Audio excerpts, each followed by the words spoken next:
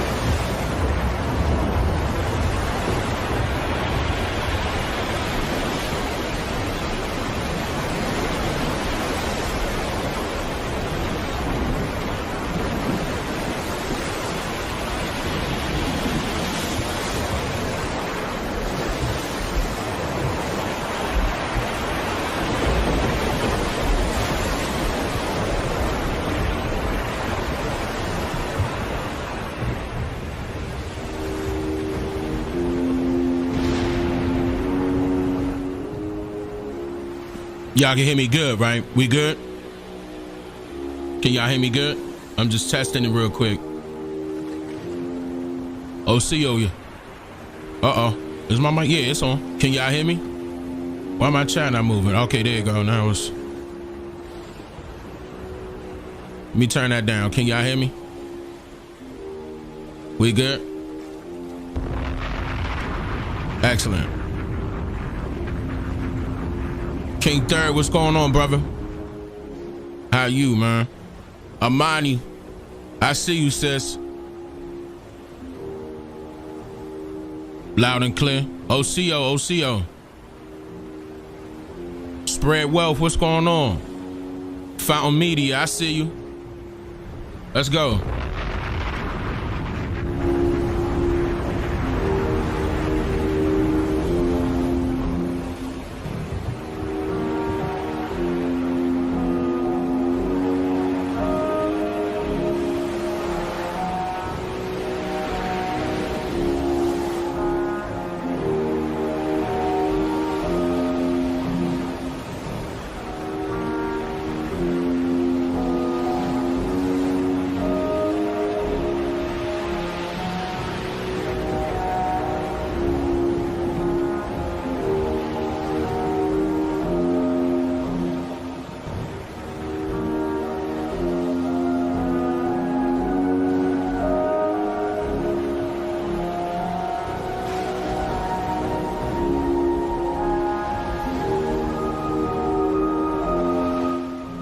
Hope everybody doing good out there. I know it's been a while. We're gonna talk about a lot. Okay? We're gonna talk about a lot. I do this countdown so it could give people time enough to, you know. Huh? You need to change the resolution. What is it talking about? Hold on 1 second.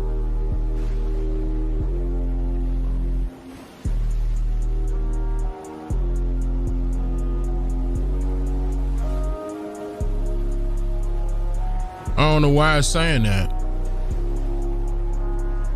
What does it look like on y'all side? Does the stream look weird or does it look straight? Like, YouTube is telling me that I need to change my video resolution.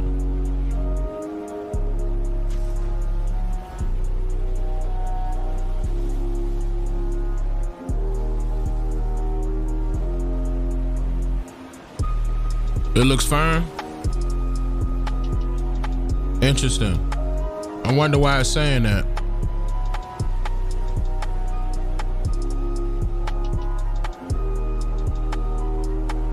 And it's asking me to open up a widget.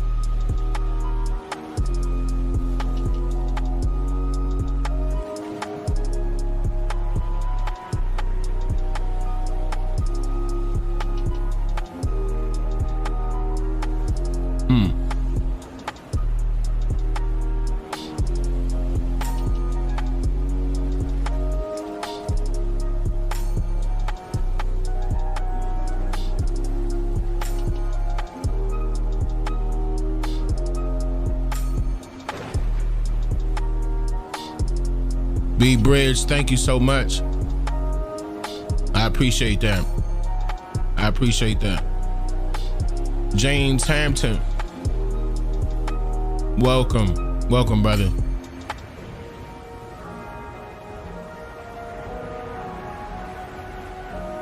Man, it's interesting how I just started and they talking about error, big yellow message.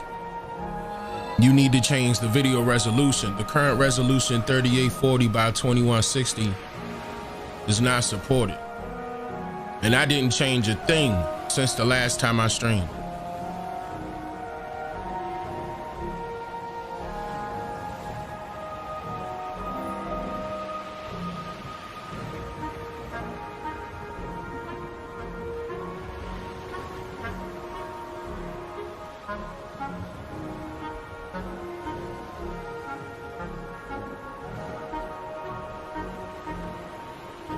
All right, without trolling y'all, I really need y'all on this one. If it start acting up, okay, like real bad, like if it get real shaky or whatever, excuse me, let me know in the chat. What I'll do is stop the stream, restart my computer, and restart the stream without this intro.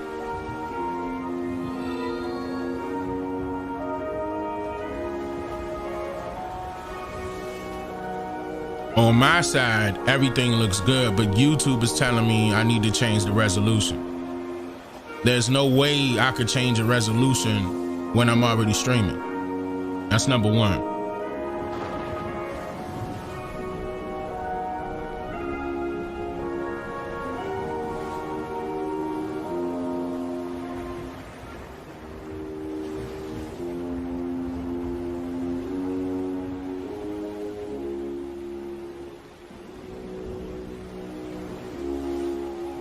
We're gonna ride out though.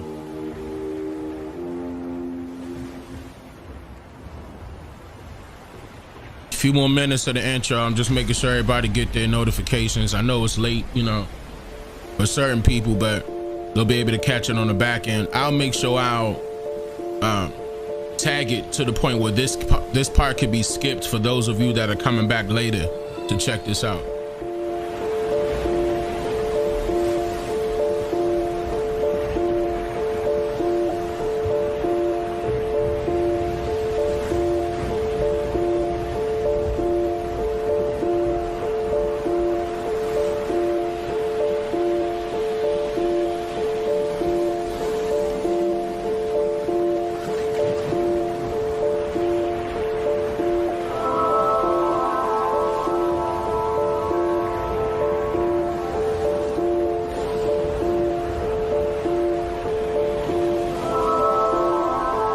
Roses and bees, thank you. I appreciate you being a member for 3 months.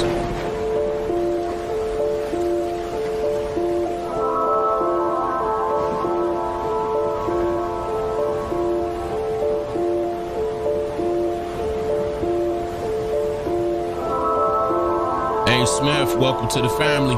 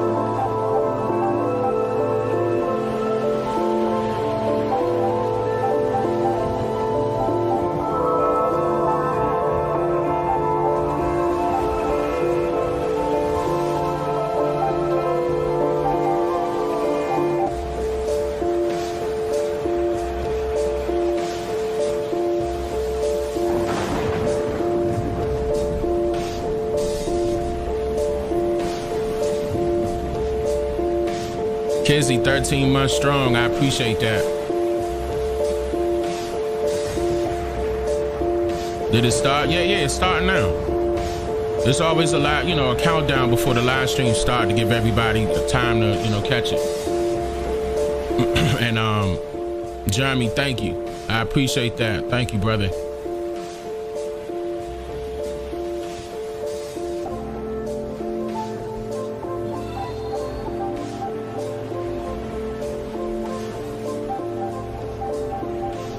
Osio Kier, I believe I'm pronouncing that correctly. Osio.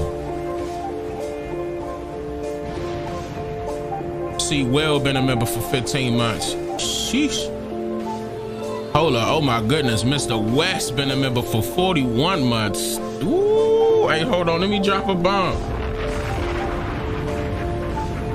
Good grief. Thank you, Mr. West. I appreciate that.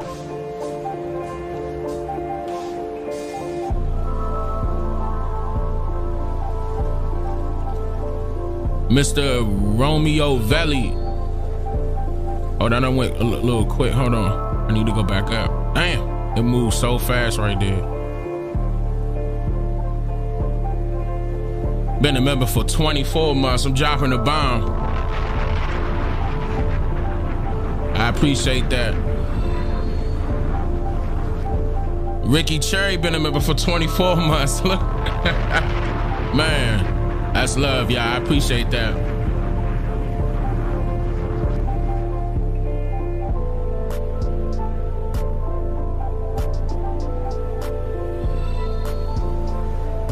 OCO, California, what's going on? I see you, Jess. Mac Lowe, been a member for 10 months. What's going on, brother?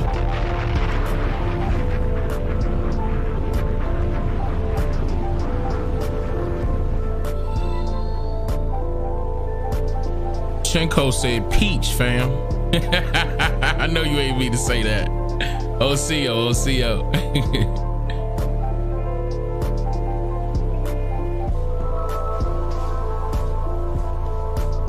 Is that Creedy FH Madness? Welcome, I appreciate that, thank you. Welcome to the family.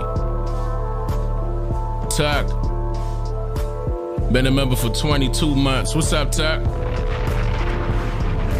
OCO. Oh, hold on, wait a minute. G the Starflower, welcome. I appreciate you, welcome to the family. Aubrey been a member for 7 months. What's going on?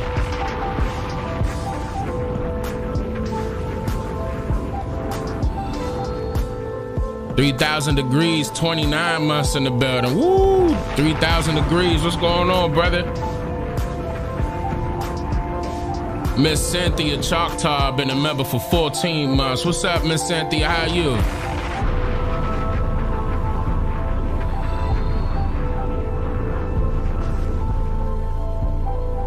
Shot by J Mac dabbing in the chat. Brooklyn, what's going on? Hometown 757, Hampton, Virginia, VA, what's going on? Santa Rosa, California. What up, Cali?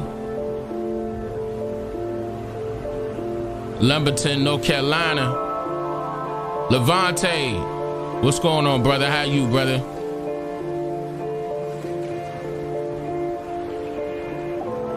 $818, love from NY. Shout out to New York. Shout out to Atlanta, Georgia. Hold on, I'm about to start shouting everybody out. Y'all know I'm gonna need time to flip these screens. Give me 1 second.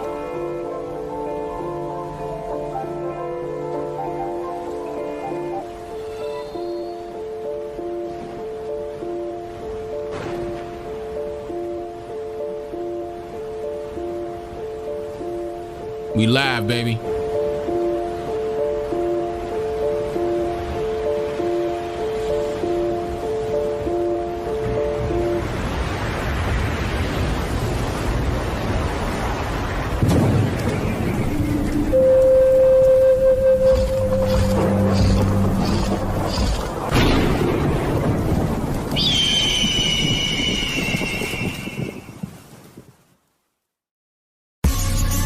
OCO, freethinkers. You're now tuned into the realest historian on the planet.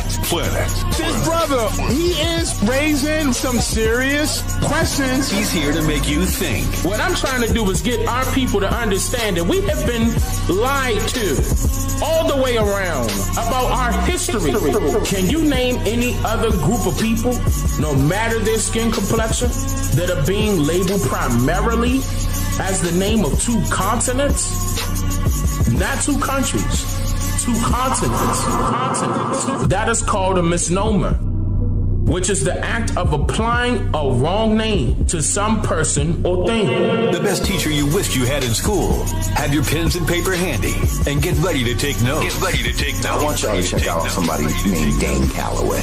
Dane Calloway? Look into Dane Calloway. He has a lot of information about how this whole shit was told in reverse. Okay, where they say, oh, we came from Africa over here. No, a lot of us was already here. And information that was put together by a man by the name of Dane Calloway, who is also questioning the slave trade. And he's done some remarkable videos on the history of the slave trade in the United States. And he's gone back down the food chain and gone back down the line, and he's realized that a lot of the so-called African Americans in the United States are not African at all. They're actually Native Americans, because the slave trade did not happen the way we were told that it happened. It's Dane Calloway. Dane Calloway. Go and watch this man's channel, man. This dude is phenomenal, and he don't get the accolade and his flowers right now. You know what I'm saying? Because this dude gives some powerful information, some common sense. Go dig deep and research. Maybe even have to spend a couple dollars on research if you truth seeking. Not fact checking, truth seeking. Because there's a difference. It's Dane Calloway on I'm Just Here to Make You Think Radio.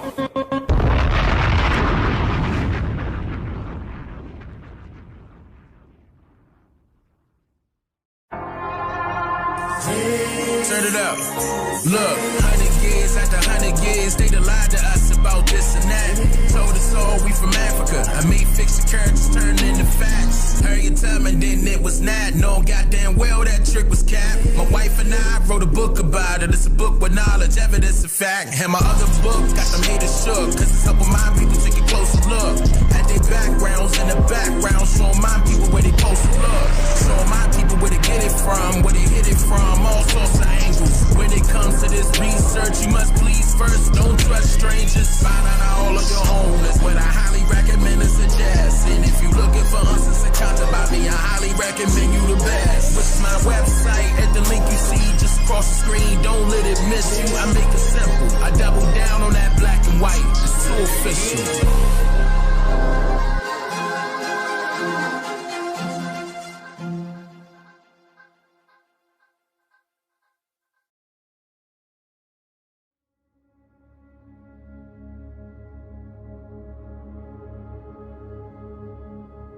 Okay. All right, bet.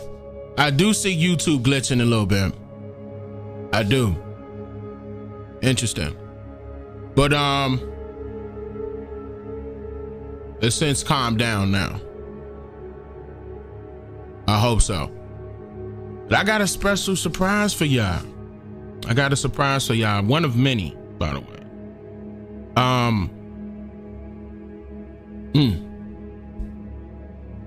I informed you guys that YouTube been acting a little weird with my channel. So I created multiple different channels for a reason. I'm still going to be posting on this one. I'm still going to be going live. It's something, one of the newest videos that I posted, I believe a lot of you didn't get a chance to see. I'm going to be going over it and explaining it a lot better. I know a few people got a little bit upset because of what I showed in a certain section of that video too. I'm going to explain it, and I'm going to tell you why I showed it. Shout out to Los Angeles, California, Cleveland, Ohio, Milwaukee, Wisconsin, Arizona. What's going on, y'all? What's going on, man?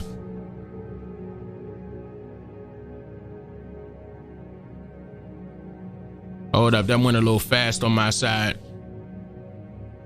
Oh, let me go back a little bit. Jacksonville, Mississippi, Michigan, Texas, Las Vegas, Charlotte, North Carolina, Duval, Preston, Georgia, Richmond, VA, Queens, New York, Detroit, Columbus, Georgia, Memphis 10. What's up, Memphis? Louisiana, Mound City,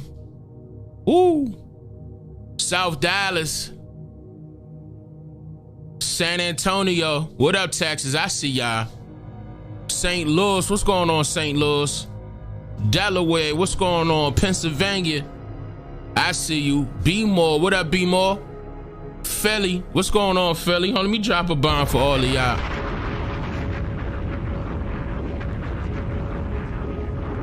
Alabama, North Dallas. Y'all know Texas big. So is California. Y'all know they huge. Terrell, Texas, Louisiana. They go Philly, Durham, North Carolina, East St. Louis. I don't know why they didn't allow his comment. Y'all saw that. I know my moderators saw that. Oh, speaking of moderators, look, y'all, I got something.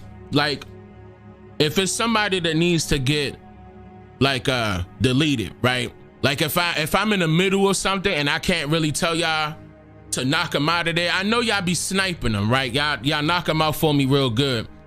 But if I play snipers, get them up out of there. So if you, as soon as you hear it, just get them up out of there. Snipers! But yeah, because we don't want no riffraff in the chat. I know, right?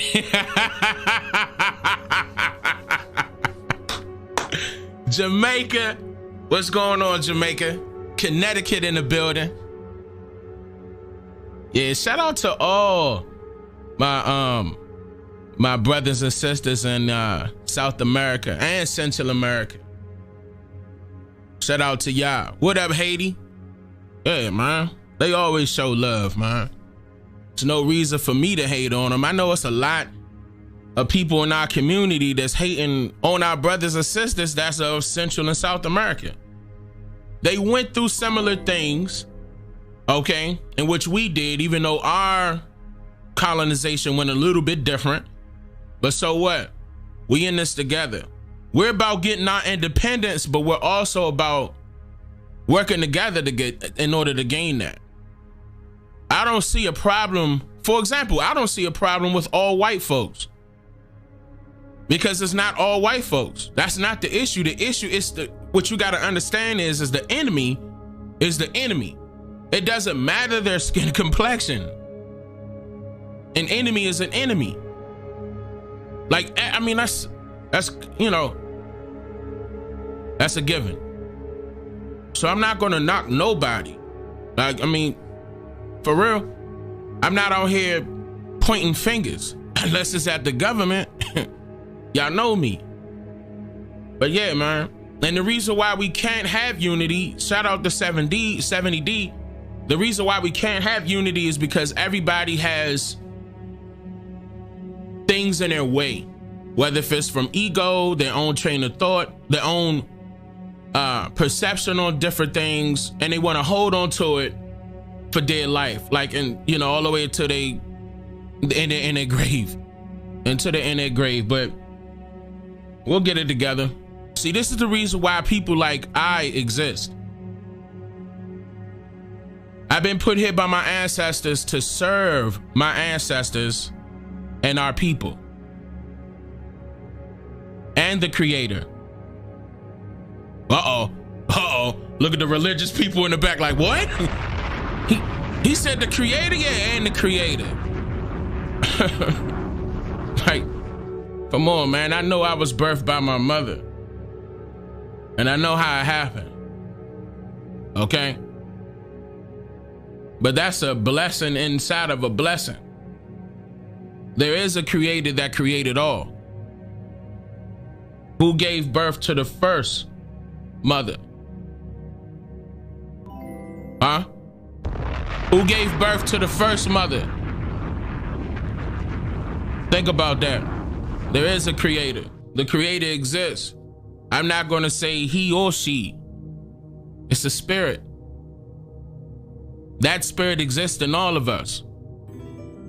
That spirit elevates when we elevate. When we elevate.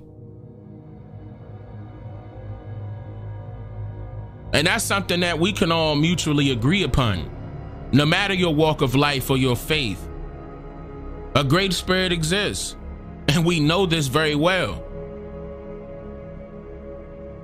Even our enemies do too.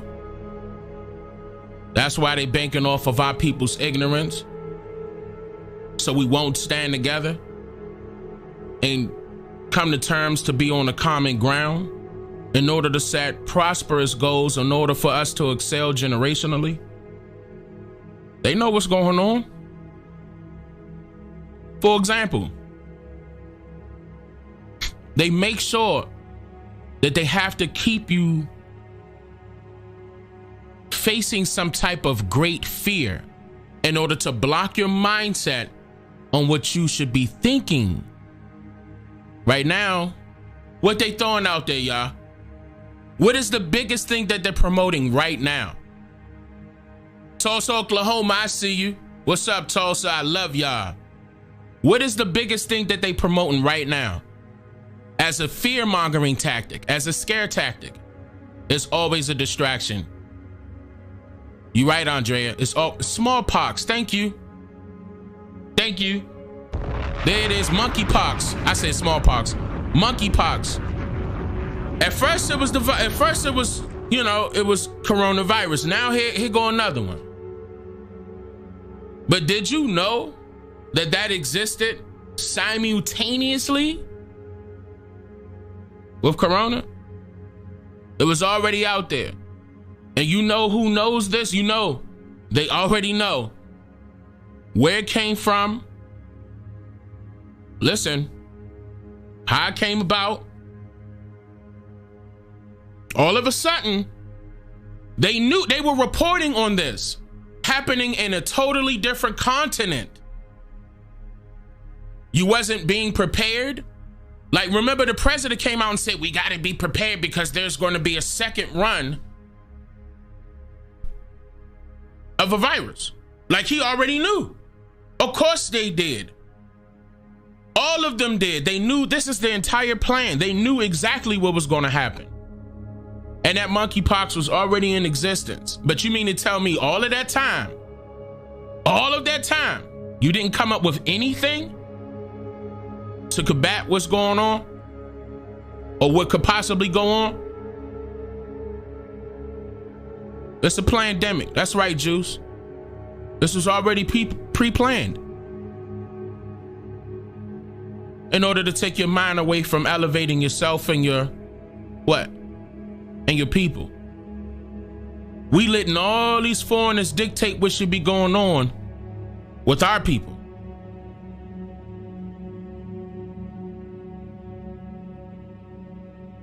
See, letting these billionaires have fun with people's lives in their hands.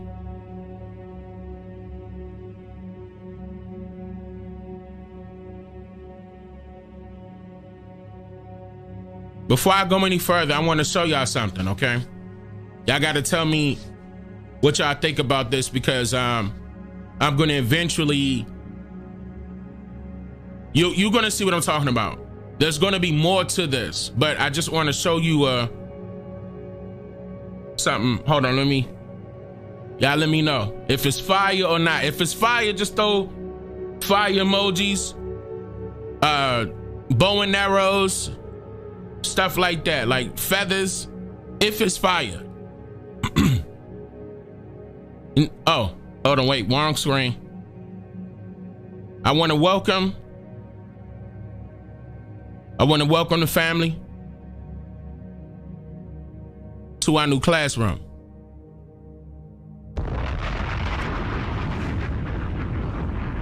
That's crazy. What y'all think about this?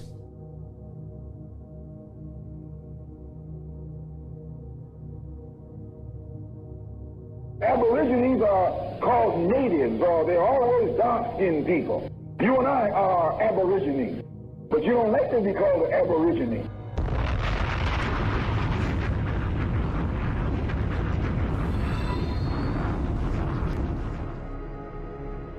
Welcome to the classroom. So now we'll be able to go over things in a classroom setting. Now the chat is going off. That's a very good sign. So I'm going to do more of this. Okay? I'm going to do more of this.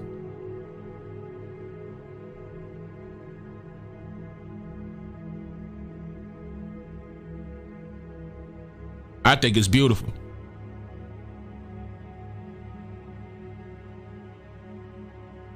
So many things in store. I want to say so bad, y'all. I want to say it so bad. I know my wife on the phone like, you better not. You better not say nothing. But just know it's more things in the works. And I appreciate all of the support. You guys made this happen. This is just a spec, but wait till I do what? Watch. Watch. The 13% is going to come into fruition. We're going to make it a reality. And look, the 13% can include all of our brothers and sisters. It doesn't matter your walk of faith, your walk of life. As long as we are up under one umbrella for a common goal, which is to elevate our people, uplift our people, revamp our way of thinking, our way of living, and you're about change. And I don't mean the Obama change. I mean real change. Like not something we gotta wait a year or two or years, 50 years in order for it to happen. Now this will be, somebody said high school. This is a college setting. I wouldn't consider it high school. You know, certain colleges, like of course, I'm sure many of you went to college, don't have classrooms of this sort. I was going to make it a different type of classroom, but I was like, let me go right here for right now. Then we'll expand upon it. But this is like, you can see I already got something pulled up right here, ready to fire. It's just, of course I wanted to go over some things, but to bring that monkeypox back up, guys, just be careful what they're trying to show you. And what I mean by be careful is don't fall into the trap, because then they'll try to make up an excuse as, giving you other reasons why you should stay in the house, be scared. I mean, of course, wash your hands, but you're trying to do this in another cycle again. And it's not funny. I gotta laugh it off because it's negativity. And I told you guys before, negativity welcomes negativity. And the highest form of positive energy is laughter. So I laugh or giggle at it to brush it off. Okay? But yeah, of course, like BG said, another vaccine. Let's hope not. Let's speak against that type of stuff.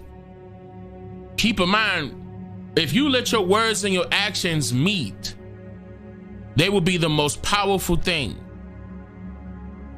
ever. Your mind, your words, and your actions, let them all meet together. Those are the type of people that we need within our 13% circle. Okay. Of course, I would want all Nijis there. Of course I do. Like, I highly promote that. But I'm unbiased. I'm unbiased. I'm gonna be real. I really, really want to see more Nijis than anything. Because it's about us. Now, if you're about supporting us, I'm all for it. Like, say, for example, you're about supporting us and, the rights and wrongs, like how I've been explaining throughout my years here on YouTube and Facebook and everywhere else, and you're in agreement with that, and you're willing to help, I'm fine. But as far as the 13%, I want the majority of the 13% to be the Niji. I really do.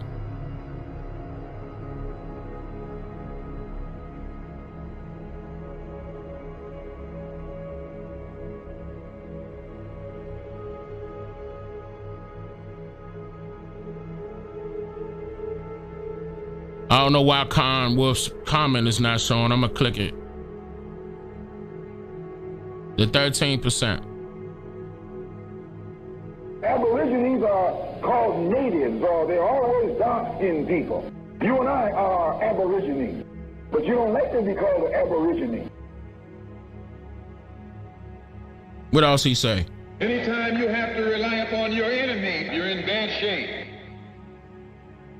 Anytime you have to rely upon your enemy, you're in bad shape. Anytime you have to rely upon your enemy, you're in bad shape. We got to change that. The 13% will be not allowed, will be reliant upon the 13%. Not nobody else, not any outsiders. It would just be us.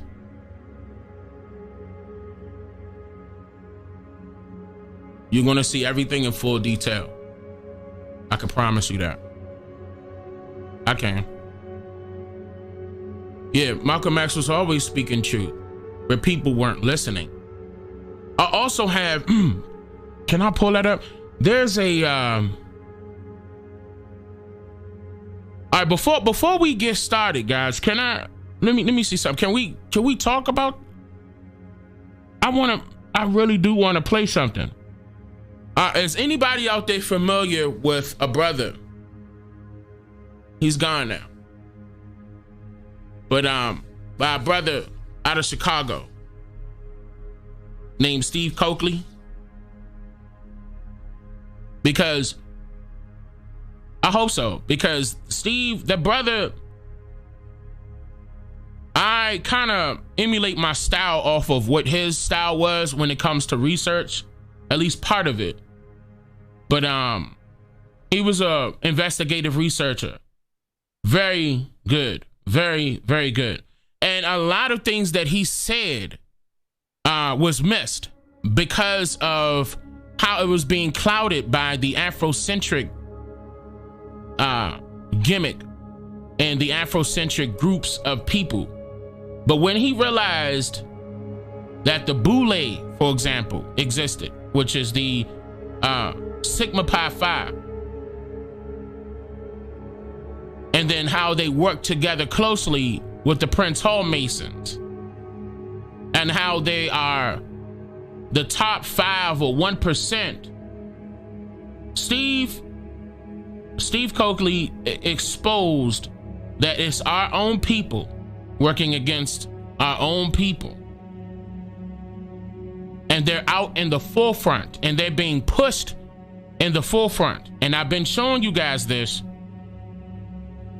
for the longest. I mean, multiple times you see I am attacked by those Masons, by those people. Dick Gregory was too. Yes, Dick Gregory was exposing that too, but Steve was on it early. Dick Gregory did come in, into the researching part on the back end, but Steve was up there before him. Okay, he was the one, and the reason why I did my investigation on these people, so I can know who my enemy is, even if they share the same skin complexion. And it's unfortunate because we have, like I said, and I'm gonna be real here, and you probably gonna think I'm tripping. Listen to what I'm gonna say though. When we say white supremacy, in fact, I'm gonna get into it in this video right here that you're getting ready to see. When we say white supremacy, what are we saying? Are we saying white people being the supremacists? Because they can only be supremacists if we allow it. Another reason why I'm saying that is because they are being backed by some of our people to stay in those type of positions. And it be the main ones yelling white supremacy, white supremacy. I'm gonna say that again, hold up. it be the main ones that be yelling white supremacy, and they be working with the white supremacists. I'm not lying. That's no cap. That's crazy. And I've been exposing it left and right. That's why you saw me getting attacked by some of the big ones, some of them. The Joe Browns, his real name is James Brown. Don't let him fool you. Tariq Nasheed, his real name is Marcus Sanders. Don't let him fool you. These people, and look, and they, and look what they got in common. The actors, paid actors. Remember Malcolm X said, "Don't trust entertainers." Malcolm X came out his own mouth. He even said not to trust Dick Gregory. That's why I said that Dick Gregory came late. As far as his approach, Malcolm X didn't understand Dick Gregory's approach because he said, "Don't trust entertainers and comedians." Malcolm X said that. Okay? And of course, Dick Gregory was a comedian. He was trying to go about it the right way, but he was doing it in a funny way. Malcolm X didn't appreciate that. He wanted it to be all the way real, which I agree. That's why Dick Gregory changed the style later on. And that's what I was trying to explain to you, Levante. And that's the truth. That's the truth. That's the, you know, but Steve was 100% from day one. Steve Coakley was 100% day one. And to get back to that, these people are not for you, and they will be the ones that they, look, hear me out. They will be the one, you could tell that they're your enemy because they will be the ones that get hired by this government that will promote to you, "Hey, well, come on, guys, we need to take this vaccine. We need to get this medicine. We need to go down there and get tested." See? They're gonna put them in the forefront. That's what they're paid to do. They're paid to be in the forefront, to keep your mind off of what you should be doing. They're puppets. And it's odd because certain people will hold those type of people up high blindly, unknowingly. They don't know what's going on. Yeah, not only the black Europeans, Roland, that's right. Not only the black Europeans.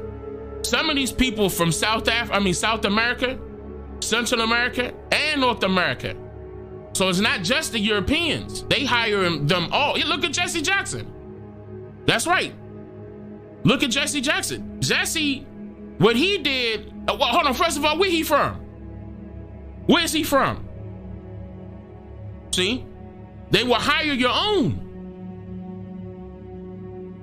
They will hire your own, and that's exactly what they do. They look at, and I told you guys, they were coming at me to try to get me to shut up. They wanted to hire me. They wanted me to sell my own people out. So I know it's real. And I'm going to tell you it's real.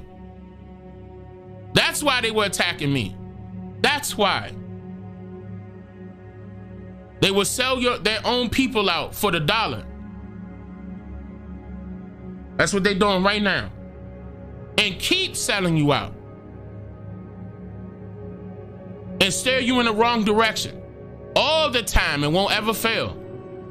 But the audio that I want to play, I'm trying to pull it up as we speaking. He mentioned a lot of stuff that I broke down in full detail when it came to who infiltrated the civil rights movement. I ran across this audio last night. I was doing some research on another video I'm getting ready to release, and I ran across this audio of Steve Coakley. And I forgot that he mentioned this, but he also has the same records that I have, the declassified records by the FBI on their investigation in the civil rights movement that confirms that that brother was a plant. Let me not even call him brother. He was an agent.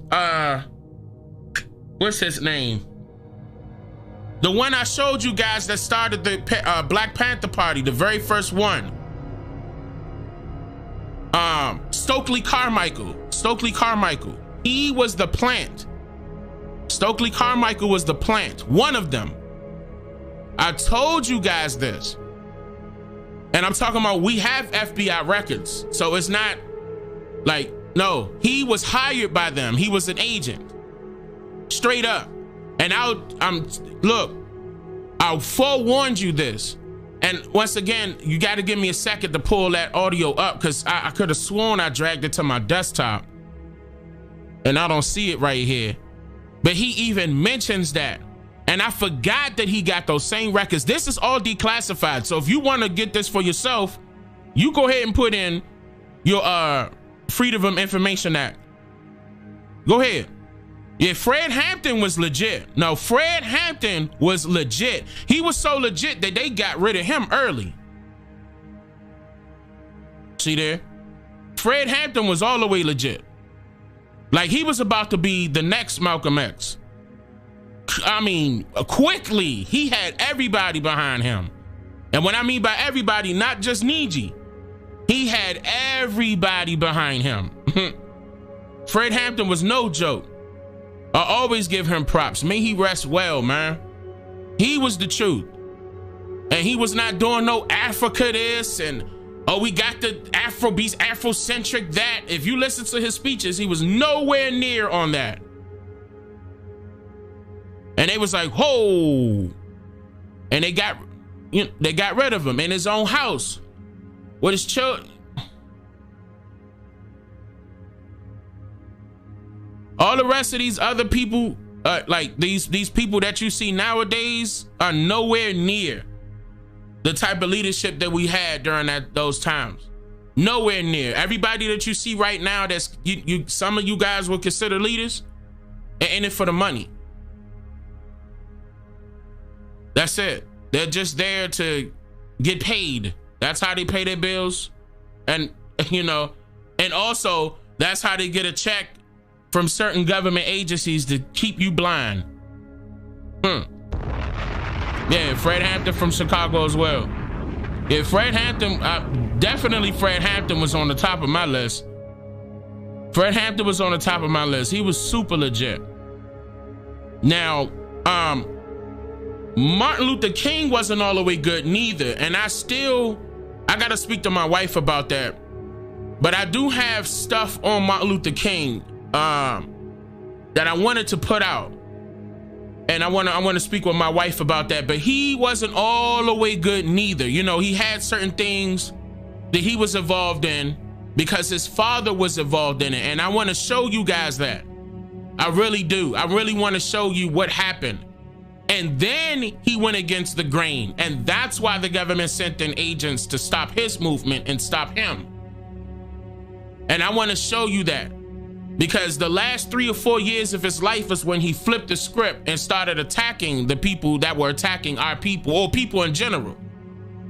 Then he eventually created the Poor People's Campaign and said we was going to come down there and get our check. And they got scared. It was an impact. And what he meant by that is that they owed us because of the land, not because of reparations.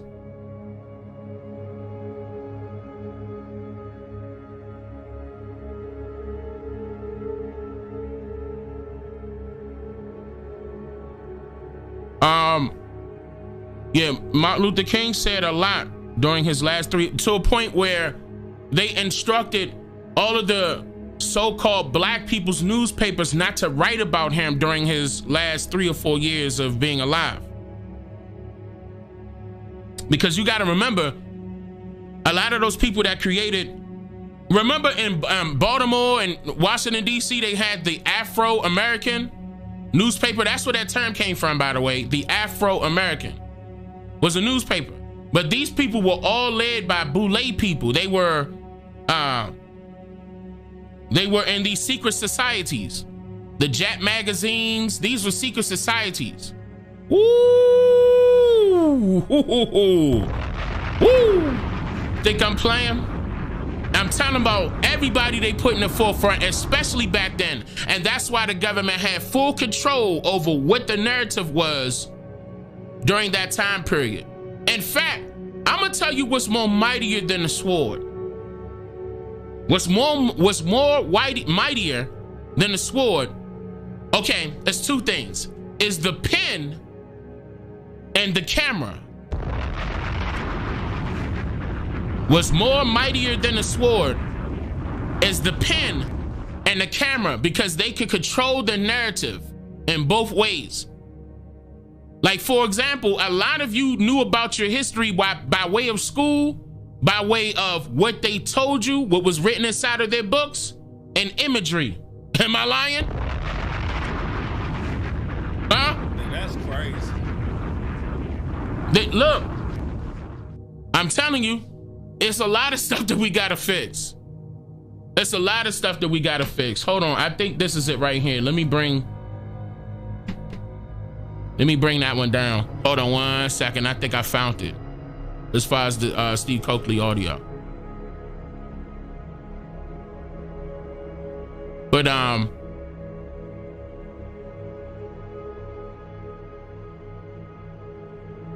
can you all hear it? Do I need to turn it up? Let me know if I need to turn it up. I'm gonna play it a little bit, but let me know if I need to turn it up.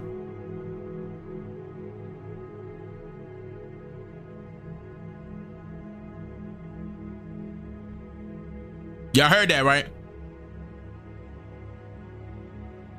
Up, turn it up. Uh-oh. Hold on. Man, this thing is on 100%. Can't hear it. Oh man. Hold on, wait.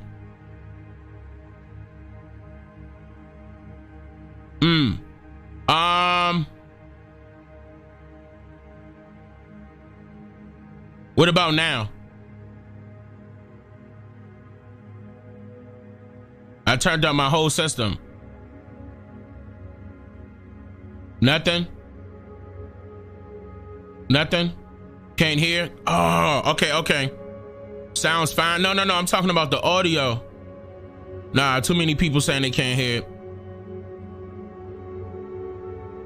Okay. All right, hold on. Wait. Give me a second. I got another way I'm gonna do it. I'm gonna try to bring up. I hope this doesn't slow down the stream.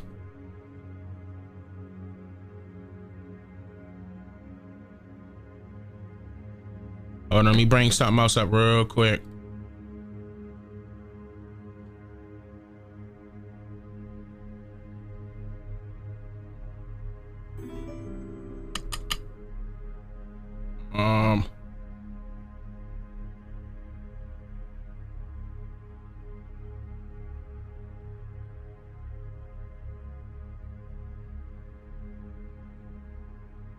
Let's see. Was in Chicago, and the black politics at 75 was still dominated by Mayor Daley.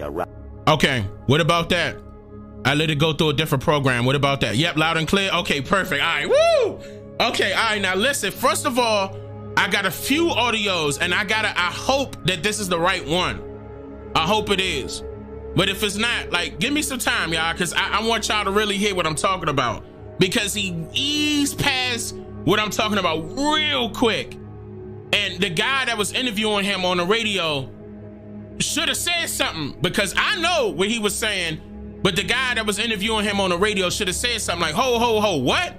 But hold on, hopefully it's this one. If not, then I got another one. Hold on 1 second. Ralph Metcalf, who was the first person to break away, whose assistant was Harold Washington, who eventually became the mayor. That first congressional district, which Bobby Rush, former Black Panther, is the congressman in now. That district, we had Hakeem Mahabuti there. Bobby Wright was on the west side. The NAACP, the Urban League. Elijah Muhammad. Yes, I was going to say, the minister actually came to Chicago just a couple of years later when Elijah Muhammad died, and he was brought in from New York and then stripped by Wallace D, and he stayed in Chicago. With that period of coming back, there was not a lot of things to get involved in. As I'm scratching, I found a book, None Dare Call It Conspiracy. It's a white, right-wing kind of guidebook, and it says sometimes some things about us are communists or something. But I looked through that, and I saw relationships with General Electric and Exxon Mobil, and I looked at all, and these relationships I started to research. It wasn't until I found them in Chicago that Chicago accepted what I was trying to say. We used to have one radio show came on WJPC, Johnson Publishing, who is Boulay, Ebony Jet, etc. And Vernon Jarrett was the host of the show, who I didn't know was head of the Boulay at that time, Chicago Tribune columnist, started AXO for the NAACP. And one day I called in and I was trying to explain some of this stuff, and he cut me off and said, we're not going to have any of that. I didn't know he was Boulay.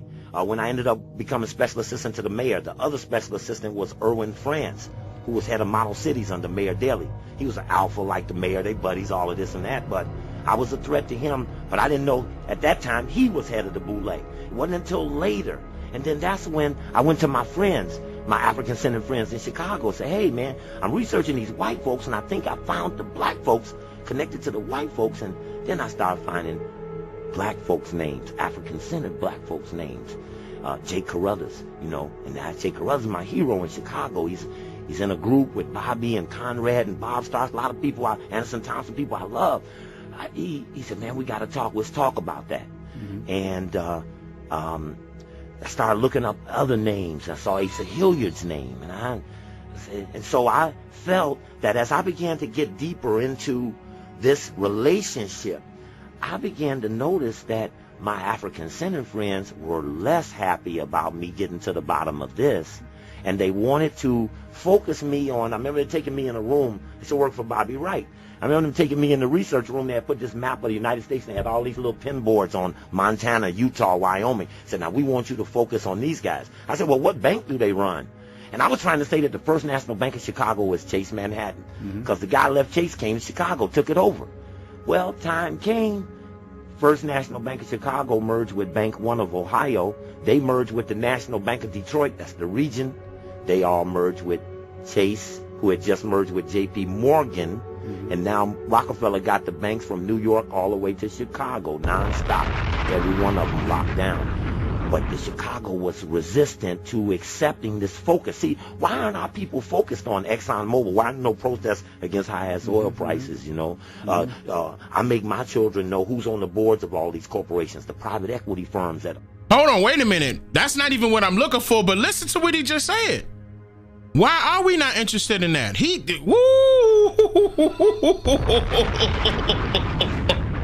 Hold on. That's not what I was looking for, but that's major too.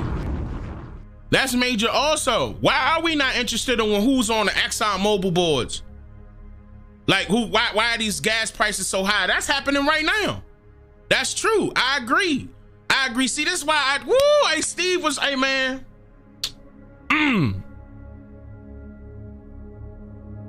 He motivated me years ago to start doing what I'm doing right now, to become an investigative researcher. And then I started getting out on the field, and then I became an ethnographic researcher. Getting out in the field, boots on the ground. It's necessary, man. It's necessary. Yeah, because we know we're indigenous to this land, but what else were they lying about? Hold on, I'm gonna keep going because once again, I wanna, it's something that I'm looking for, but I like that, but it's something I hope is in this audio. And keep in mind, this is Steve Coakley. Keep in mind, Steve Coakley was what you would call nowadays a Pan-African. What he would call back then was Afrocentric. You know, they still wanted to push this was fresh on their mind back then. They wanted to push the out of Africa, and we was, see, I'm unbiased. Okay, so that's how you know that I'm unbiased, because he would be considered Pan-African. Same thing with Malcolm X. But if you dropping heat, you dropping heat. Now Steve Coakley was, but he was the way he was different. It wasn't about him teaching the Afrocentrics 24/7. He was more about investigating things that's going wrong within our communities. Okay, and that's why they enlisted him. And what was that Bobby, what was that mayor in Chicago at that time? Bobby, oh man. But they put him on a research team for that reason, to do research in all of the communities. And then he started branching off because he recognized that a lot of his leaders were boule and they had an agenda. Long story, but let me get to the point before I forget. Let me continue playing this. Own all of the stock, Vanguard, Wellington, Global, Barclay Global. These companies are obscure to our community. We're not knowing. We're not focusing on the white supremacy that's coming at us. The Klan is not a threat to our African community. They're not coming in the neighborhood, but Chase and Goldman Sachs and Lazard Perez and Standard & Poor's and Moody's, obscure bond rating companies that can control cities that our people don't mess with, you know. I showed in Chicago and Cincinnati, which had one of the best boycotts of any city. It is. I mean, it was, and it still went on. Just last weekend, they tried to come back with a big festival. Mary J. Blige pulled out, some more people pulled out, kind of made it lose money. And but there in Cincinnati, we targeted 3 people: the Taft family, which runs the state, Skull and Bones. Taft family still today. The governor was just left as governor. We targeted Procter and Gamble, and we targeted Carl Linder, who owned Chiquita Bananas. And when we got through harassing Chiquita Bananas, some of our friends at the radio station there had stock, $119 a share. When we finished with him, it went to $5.40 a share, and he sold Chiquita. Now, what I'm trying to say is there's a vulnerability in America that has not been exercised by our community because our secret societies have been pledged never to tell us those vulnerabilities. They work for them, they patch them, they protect them, they act like they don't exist, but they serve them, and they never utter against them, even never whisper to us. If you saw on that Boule tape when we were there messing at the convention, I told my buddies, we're not here to recruit them. We don't want them to be better brothers. We want to warn them that if they're the guard dog on white supremacy, when we jump the fence, what you gonna do? You gonna bite, you gonna fight, or you gonna run out and let us get to who we have to? He exposed it. They were the guard dogs of white supremacy. Are y'all listening to him? These Boule people are the guard dogs of white supremacy. And this is what I'm about to get into in this video on my other screen. They're there. Woo! Hey. All right, is everybody ready? He was not joking. He was not joking. And I know he right because I did my own investigation and I know these people at the forefront. They start, just like how they attacked him, they attacking me. This is happening now. This is what needs to cease. And that's still not what I was looking for. But I mean, he just the truth, period. So I'm just going to play it. And there's only a few minutes left of this. But I hope this is the right audio. If not, I hope y'all could be patient and let me play another one because it's something I want to play so bad that he mentioned. That you heard me go in full detail about who infiltrated the civil rights movement, and he repeats it, and I forgot that he did his own investigation as well. We got the same declassified FBI documents. These people are placed in the forefront to distract us, and they look like you and I. And I'm not, it's not a game. It's not a game. And these people need to go down. I told James Brown, Judge Joe Brown, fake judge, he an actor, I told him y'all are going down. Now, I was irate. I can admit that because I was pissed. He started calling my mother all sorts of names and, oh, you this and you that. Like, I mean, that's why I was like, Nick, man, look, man, whatever, man. And you a Memphis? Like, you know what I'm saying? Like, all right. So anyway, the whole point is that that's what they try to do. They try to distract you off of your mission. Like, I mean, it came to a point where I had some people that you would call celebrities call me like, yo, Dane, ignore that nigga. Excuse me, y'all. Ignore him. Okay? Because you know what he trying to do. I said, yeah, I know. I mean, like, come on, bro. I don't even know this dude. He been coming at me for a while now, but he been following me for years, and that's what I showed him. I showed you guys that. He gonna lie and say he wasn't. Nick, you was retweeting my stuff years ago. 4 years. Him and Tariq Nasheed. On top of that. Now, all of a sudden, they got a job to do, though. So that's how I know they not for the people. And that's how I know these people that he getting on that little, and I'm talking about Tariq now, Marcus Sanders, that he getting on the Twitter space with are paid actors. Paid actors. I know that for a fact. Just like he is. He's a paid actress. Notice I called him an actress. He putting out a gimmick out there. Trying to make it seem like he's straight. But he ain't straight. Just ask the Mexico Latino community in California. Woo! Woo! You think I don't know, Marcus? Shout out to the Mexican Latino community in California. Huh? Huh? You scared, ain't you, Marcus? You scared. You got all that trash to talk about white supremacy, but a group of Mexicans show up and call you out. You quiet like a little, like, yo, I'm crying. Come on, man. And he ain't nothing but a, he fired, man. Get that son of a bitch off the field right now. Out. He's fired. He's fired.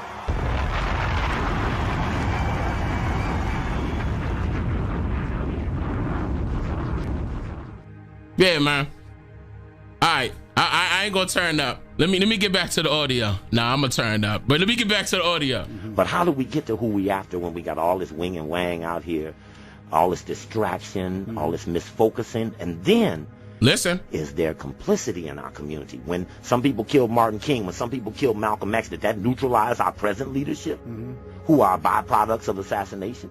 Did this put us in a bind? Do we have a lot of old paper out there that white folks work when they want to keep us in a bind that we don't seem to talk back?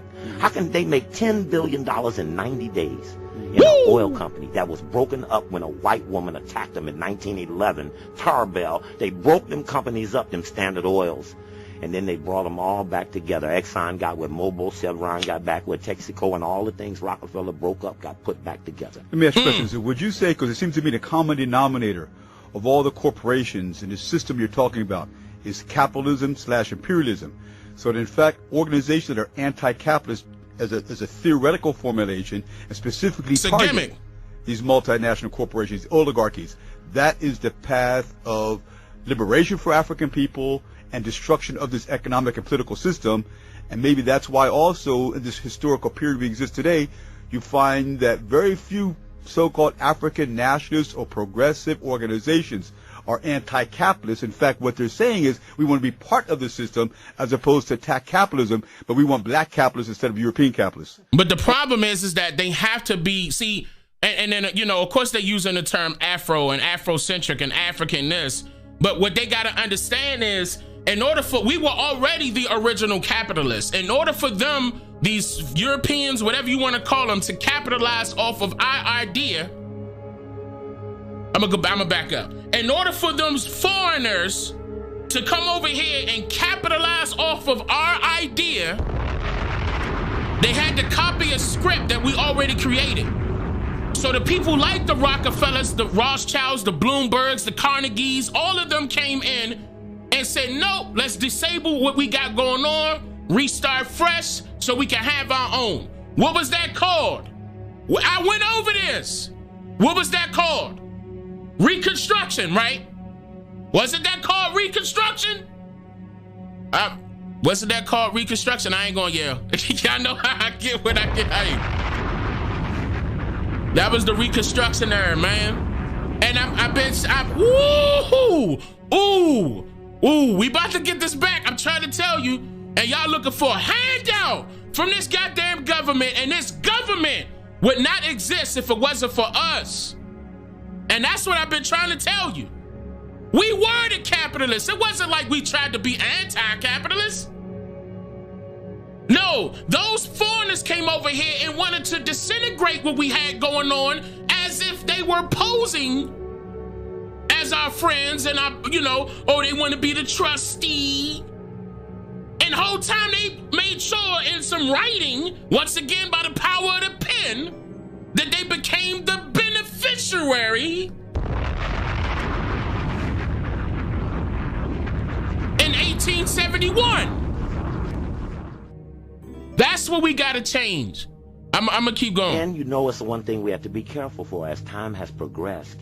If you were to go to Toynbee Hall in London when they created social work, when the rich felt it was necessary to infiltrate the poor so that they aspired through the tentacles of the rich that had been spread out amongst them. That if you fought capitalism all day and you ended up not fighting the social service network, you would find there's another aspect that might not even pledge to be capitalist at all, might pledge to be helping the people. But most of the social service networks are either financed by nonprofits, churches, foundations, the state, cultural affairs departments, and different. Hold on, no. Aspect that might not even pledge to be capitalist at all, might pledge to be helping the people. But most of the social service networks are either financed by nonprofits, churches, helping the people. But most of the social service networks are either financed by nonprofits, churches, foundations, the state, cultural affairs departments, and different helping the people. One more time. Most of the social service networks are either financed by nonprofits, churches, foundations, the state, cultural affairs departments, and different different cities. Some we can go down a whole list of these funding sources. So in the final analysis, if we go after the capitalist system as a theoretical formulation, but pinpoint, as you say, with laser here, focus the specific corporations as a category to be assessed, especially in terms of the impact upon African people, like you say, the poor, the standard, and these multiple bond associations that finance or definance infrastructure in our communities, and as capital is now going to Iraq and Afghanistan to build their economic and social structure at the expense of ours. There is a web. It's a web. There's a web. There's sports.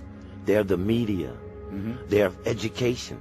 They're social service. They're astronauts. They're the church. They are all of that. They are the secret societies too. And they all work in a loose-knit fashion, and they keep disagreements within a manageable limit. Let me just say a couple things. Man, listen, that's not it. That's not the one I was looking for, but that was very good because it's still on the topic. And see, this is the reason why I respect, man. May that brother rest well, man. I respect Steve because he know what he talking about. Because I know he know what he talking about because I did the research as well. And I'm telling you, that's not the audio. I'm gonna try to pull up the other one if y'all could be patient, because I ain't even get to the video I wanted to play yet. But I gotta put, because oh man, I hope I can find that this next go round. Because he's dropped so many bombs right here, and I hope y'all heard him. I hope y'all heard them. They right there in the forefront. Your enemies right there, and they all playing the game. Did Gregory said it's a game? It's a game. See the game they play? See? We gotta stop them. And they just playing with our people left and right. Hold on. Had to blow my nose. They just playing with our people left and right.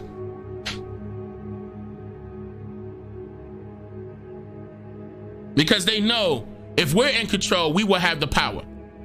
And all these and notice how they said internationally they're banking off of us as well.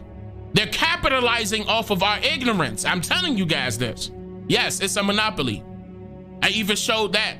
I'm actually getting ready to replay that part too on the channel. Not today, but another day. I'm gonna show you that. I've been telling you that. We were the breadwinners. We still are. They're trying to say that we're 13. Notice I said 13 because they're trying to say that we're 13% of the population. When that's a lie. When that's a lie. I'm telling you, if we was to stop, and I know this is, you know, this is wishful thinking in a way, but if we was to stop dealing with everybody out here that's a foreigner, as far as ditching our funds to them like it's nothing, they will crumble. Everything will crash. They know we are the majority. They know that. And I mean us here in North America, excluding the people that look like you and I that came from other places. I'm talking about us, the Niji. They know we are the majority. Especially when it comes to an economical standpoint. The economy will crash, guaranteed. And that's why they're afraid for us to hook up with our brothers and sisters in Central and South America. Even the ones, look, all of us that share the same hue or different shades of the color brown, all of us. Some of the ones that want to call Mexican, they down for us. I know a lot of Mexicans that's down. That's ready. That's like Dane say the word, we, you know what I'm saying? And look, and you know what? And they want y'all to turn y'all nose up at certain people that's gonna have a blind eye to what's going on and make you think like it's all, for example, Mexicans. I hate to use them as an example, but I got to, but I'm just saying. They want us to be, they don't want us to be with our people. They don't want us to be with our brothers and sisters. And they will be considered our brothers and sisters more so than Africans. Look how close to home they are. Hello, come on. You don't think the Fijis is our brothers and sisters? You don't think the Haitians are brothers and sisters? Look how close they are. And let one of us stand up and say, hey, we taking this over. You don't think Haiti gonna be like, we got your back? Huh?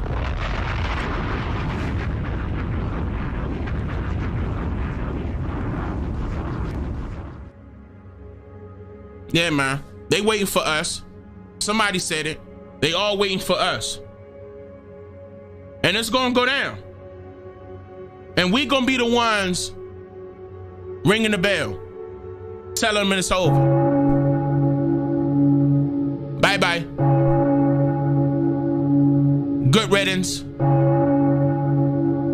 Here's your eviction notice. Don't you ever come back. You ain't welcome here. It's inevitable. Watch. Watch how strong it's about to be. This ain't gonna be no march down Washington, and we did all that. We don't need recognition. They know who we are. We don't need that recognition. They know who we are. We don't need to be getting down on our knees on one knee and disrespect nobody. We don't got to. They disrespected us. Two wrongs don't make a right. We don't got to go the wrong route in order to make it right. We could do it a totally different way, and we don't got to go align ourselves with what we've done in the past in the 50s and the 60s and the 70s and think it's going to work right here in 2022. It ain't. We don't got to be holding up signs, or let's get together and hold up some signs and go down and start begging politicians and, oh, we got to get this congressman and this. No, we do not. And real talk, we shouldn't have to buy a piece of this land when this land is ours. This is our goddamn land, and they know it. And so should you. The only reason why we've been held up is because of you. Not knowing. That's why I said we only need 13% of our own, because everybody else gonna follow suit. For real, I remember I said, yeah, let's buy some land for the time being. But honestly speaking, we don't need to buy shit. Just like how they removed our people with the Indian Removal Act, we gonna remove. See, I can talk shit now. You know why? I told you my ancestors got my back, my front, and my sides.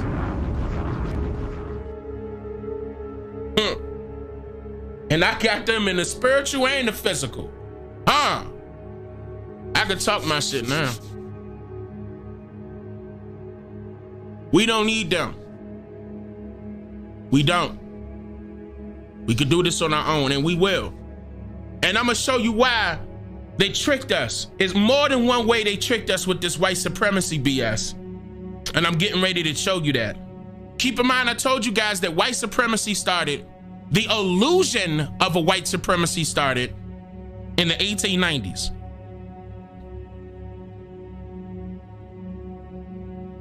They just wrote themselves into law in 1871, reconstructed everything, and they still wasn't excelling because we were still in the government, running it, until the 1890s came.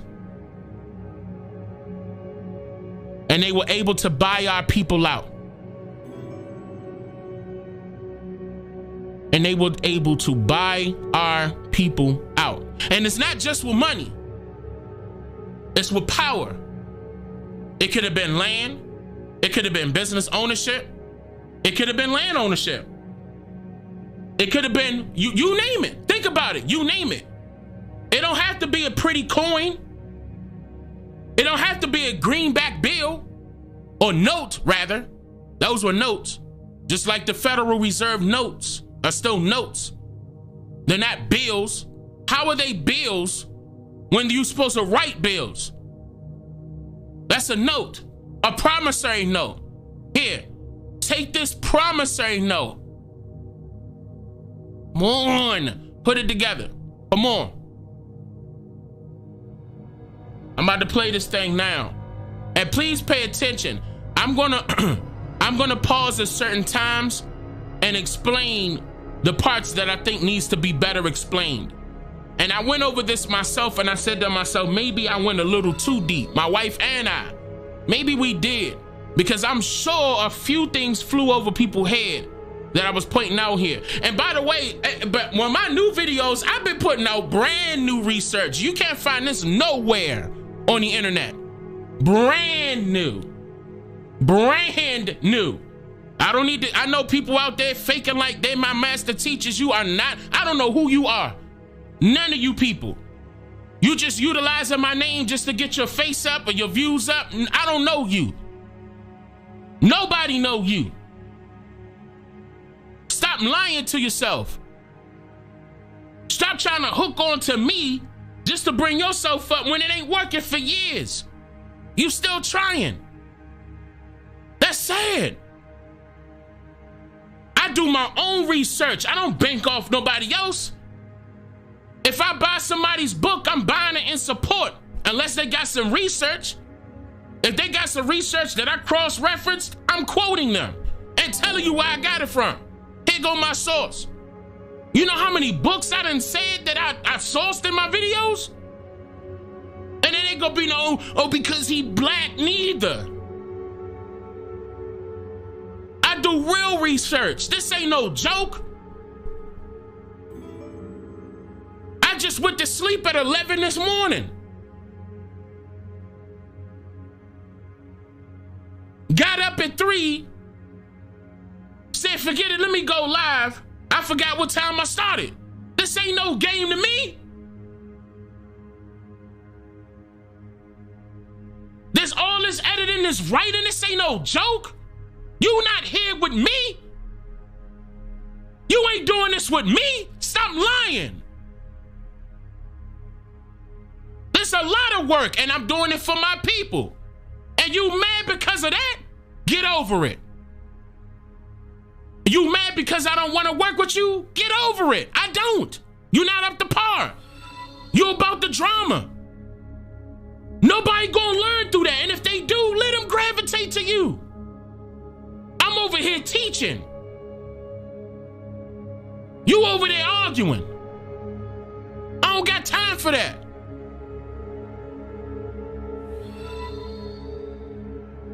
Utilizing my name just because you know of me. None of y'all know me. Not even the people I grew up with know me. I'm a grown man. I got 5 children and a wife. I don't have to do what I'm doing right now. But I'm doing it for our people. And I promise my ancestors I'm gonna do it. And look at the people that's waking. Look at the people that's waking up. Look at them.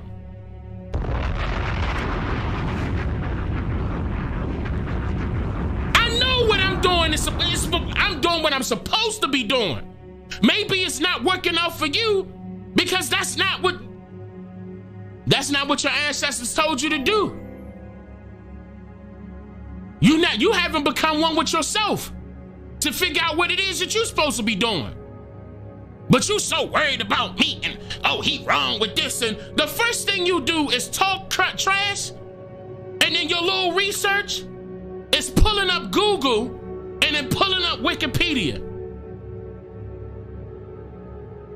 You're not on my level. You're just not. And if it took you longer than 4 hours to pull up Wikipedia, you must be out of your mind. You crazy. Now that's crazy. I don't got time. This ain't a game to me, man. This ain't. I called out the top leaders, and I know they boule. And I told them to debate me, and they scared. They scared. I just laugh at them. Cause I know they scared. They know better. They watching my channel. They know what I'm putting up. They know not to debate Dane Calloway or the career is over.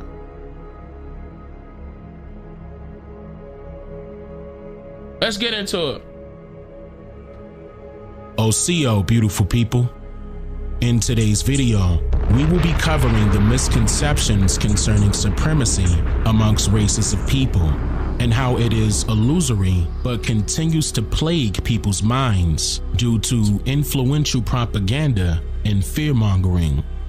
In most cases, the public will turn a blind eye toward everyday occurrences of these tactical social engineering experiments because they are persuaded to look in other directions or point the blame on correlating subjects, entities, or even conspirators presented in relation to those matters. So many will miss the point of why particular events have occurred in the past, or why they may reoccur merely based on the public's ignorance of their enemies' investing interests in their mental demise, leading the general public to a point of no return, while their enemies await for their return on their investment. But history only repeats itself if you allow it. So being cognizant of the unpopular truth is critically essential when combating a world full of entertaining lies, allowing a person to gain the courage to fight against the fear of being in control of themselves, of themselves, of themselves.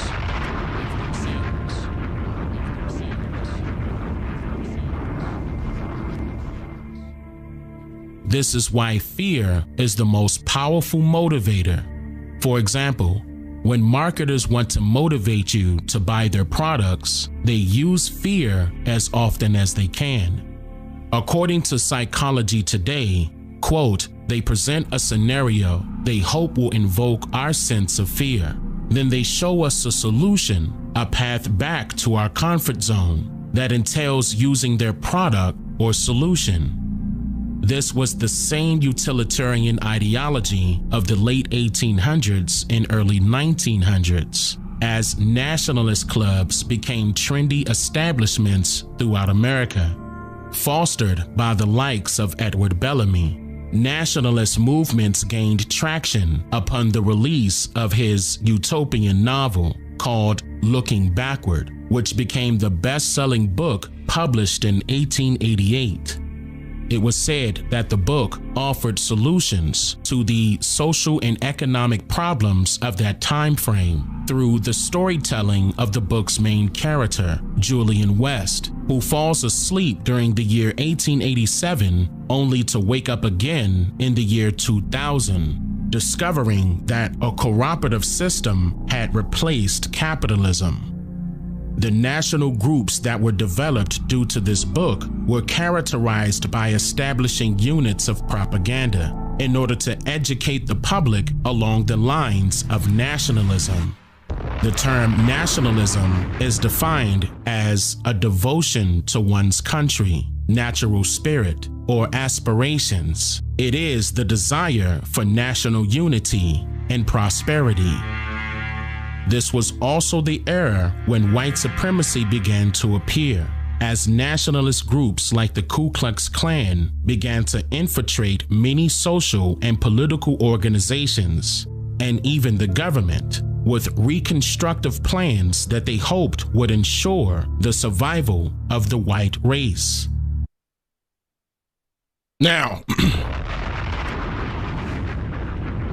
okay, before we move any further, I don't have to, I just want to make sure we all on the same page. This doesn't really need an explanation, but I just want to make sure we on the same page here. Who brought the Ku Klux Klan into play? Hoping, yeah, during the Reconstruction, hoping to campaign for the survival of the white race. Who did it? The Democrats. The Democrats. Thank you. Thank you. The Dixiecrats, yeah. Same thing. That's right. George Wallace.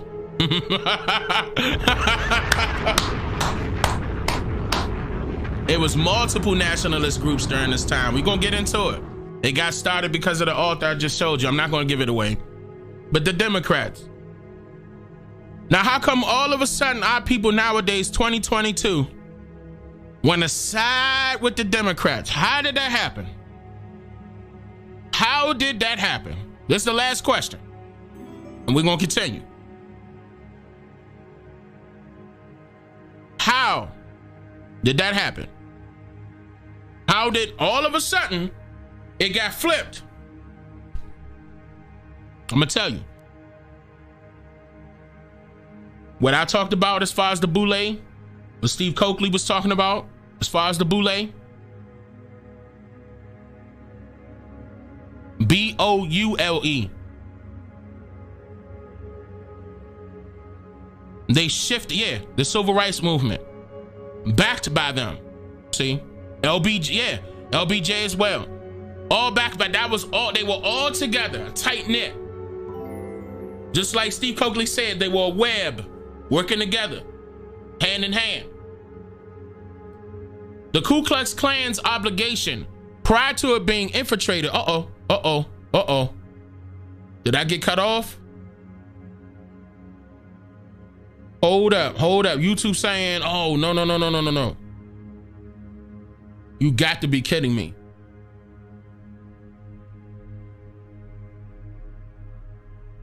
Y'all can, we still there?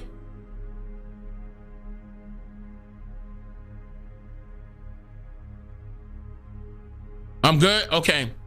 It's fine, all right. Yeah, see YouTube, see? Okay. Hold on. My wife just texted me. Make sure we good. I still see you. All right, good. Okay. They made sure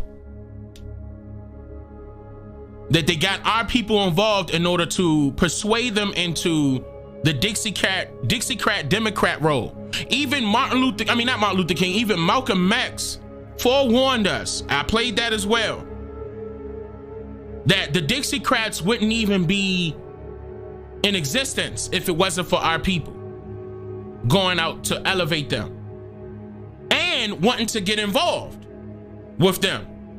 And you know what them white folks did? LBJ and all the rest of them, they were turning their nose up, saying, nah, make your own. Telling them back then to make their own. That was strictly for white folks. Nowadays, now this was before Jesse Jackson.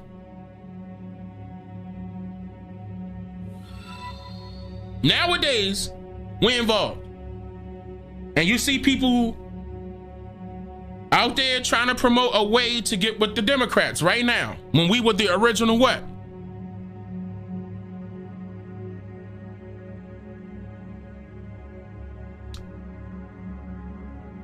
What originally we were the what? Republicans. But prior to the Republicans, what were we? Yep, that's Republican, that's correct. But prior to the Republicans, what were we? I'm looking in the chat.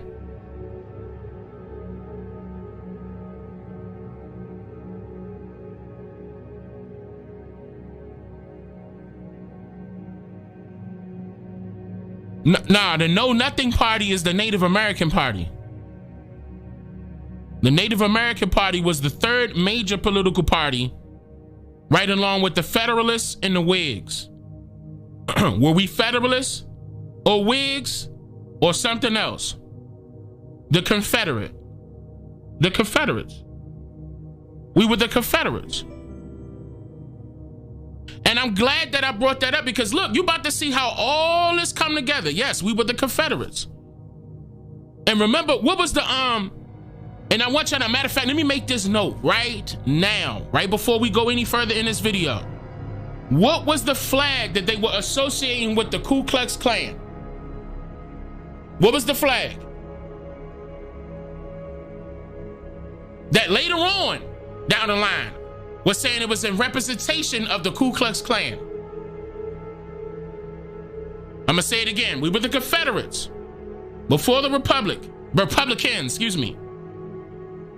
But they were associating a particular flag with the Ku Klux Klan, trying to say it was a racist flag. The Confederate flag. The Confederate flag. Look how they did this, y'all.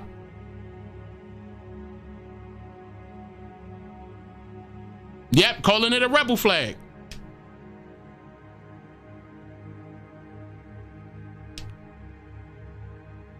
Yeah, that flag was never racist. Huh? Because guess who had that flag prior to these not only Europeans, but prior to these Irish and Scottish, and before they start coming, guess who had the flag? And had our tribes written on it.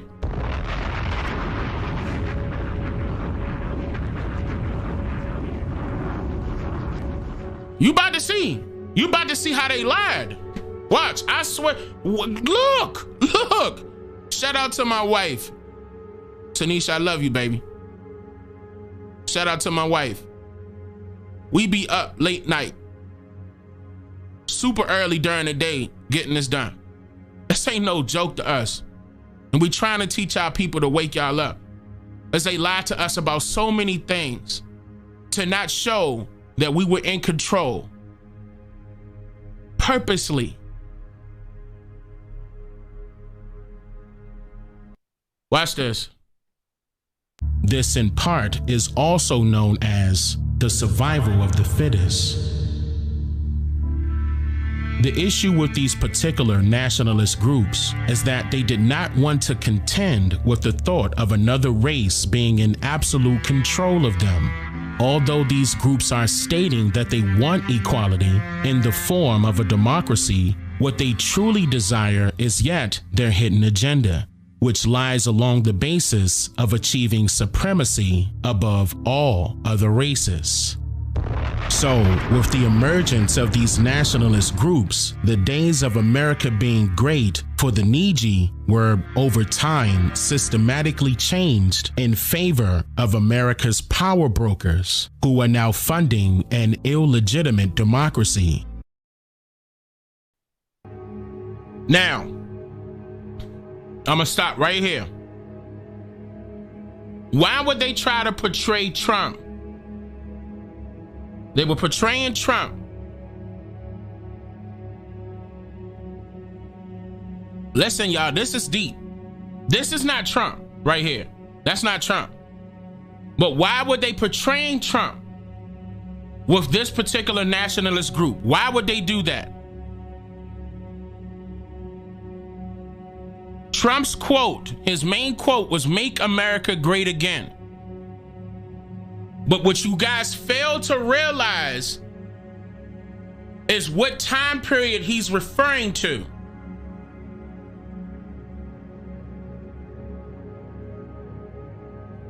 No, his father wasn't. Hold on. Trump been telling the truth, but Trump, hear me out. There's a reason why they portrayed Trump like this. Now, America was great, but think about why Trump would say, "Let's make America great again." I'm glad I stopped right here and we could break this down before I go any further. Yeah, now that's Photoshop or whatever. I believe that was somebody that had on a costume to look like him. That's not him.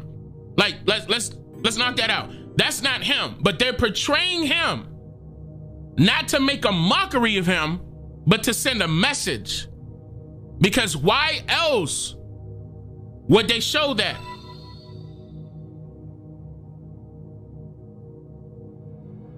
Why would they show Trump with the Ku Klux Klan, a nationalist group? Listen to this. During the time where Reconstruction was happening, and keep in mind, his slogan was "Let's make America great again." What time period was he referring to? See, and I know it's a lot of Trump fans out there. This is not a knock to Trump. This is actually trying to show you what he's referring to. When was America great for foreigners?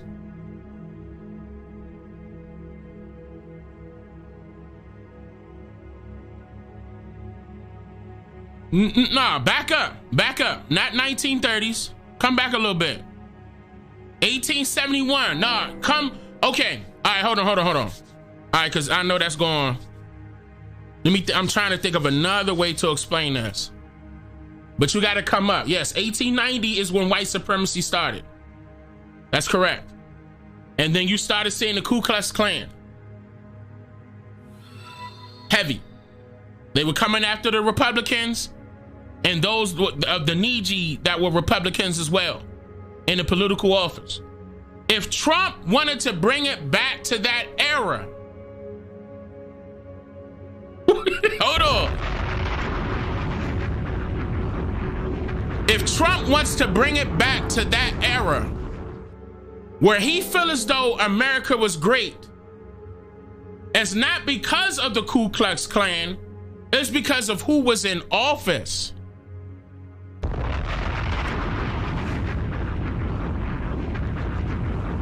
During the time period of the Ku Klux Klan existing, like doing the majority of their white supremacist work. Yeah, this was before Woodrow Wilson. No. This was before Woodrow Wilson.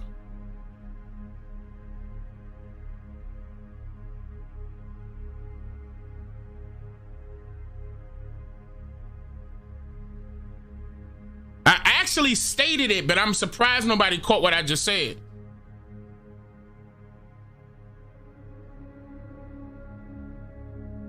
Yeah, Lincoln was in a, keep in mind, we're not talking about a particular president per se, guys. We're talking about a particular era. If Trump, okay, what they're focusing on in this particular photograph is somebody in the costume of Trump, like, you know, in a Trump costume, hugged up with a nationalist group, one of the nationalist groups that they were raising high during a particular time period, during the Reconstruction era. Yes, I see that. That's correct. But who was in office? We were. So when Trump says, "Let's make America great again," is that including us or is it not?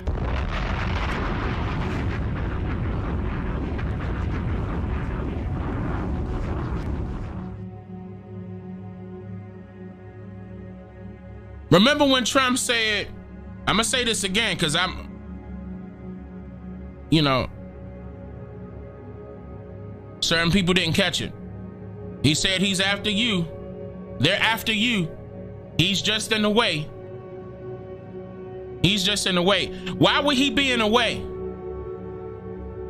In a way of another Reconstruction?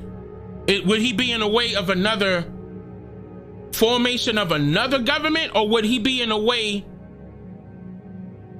of the white supremacists trying to keep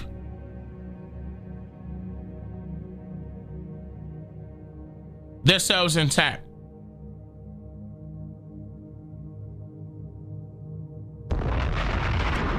Trump was sending out, he did it in a funny way. Trump was sending out multiple messages to let you guys know that we were in control. I played a couple of them throughout my videos. One of them, I don't know if he was inside of a church, but he had a meeting with a lot of Negroes people. And I believe it was a lot of Negroes pastors there as well. And he said straight up that we built this country. Talking about us. That we built this country. The government knows it. The folks in the White House know it. And so does Trump. So I'm gonna say this again. If Trump, his slogan was to make America great again, was America great prior to white supremacy or after? And if they showing him with the nationalist group that was set out to promote white supremacy, that's a hidden message. It's not saying that he's for white supremacy. It's saying that he's talking about that era.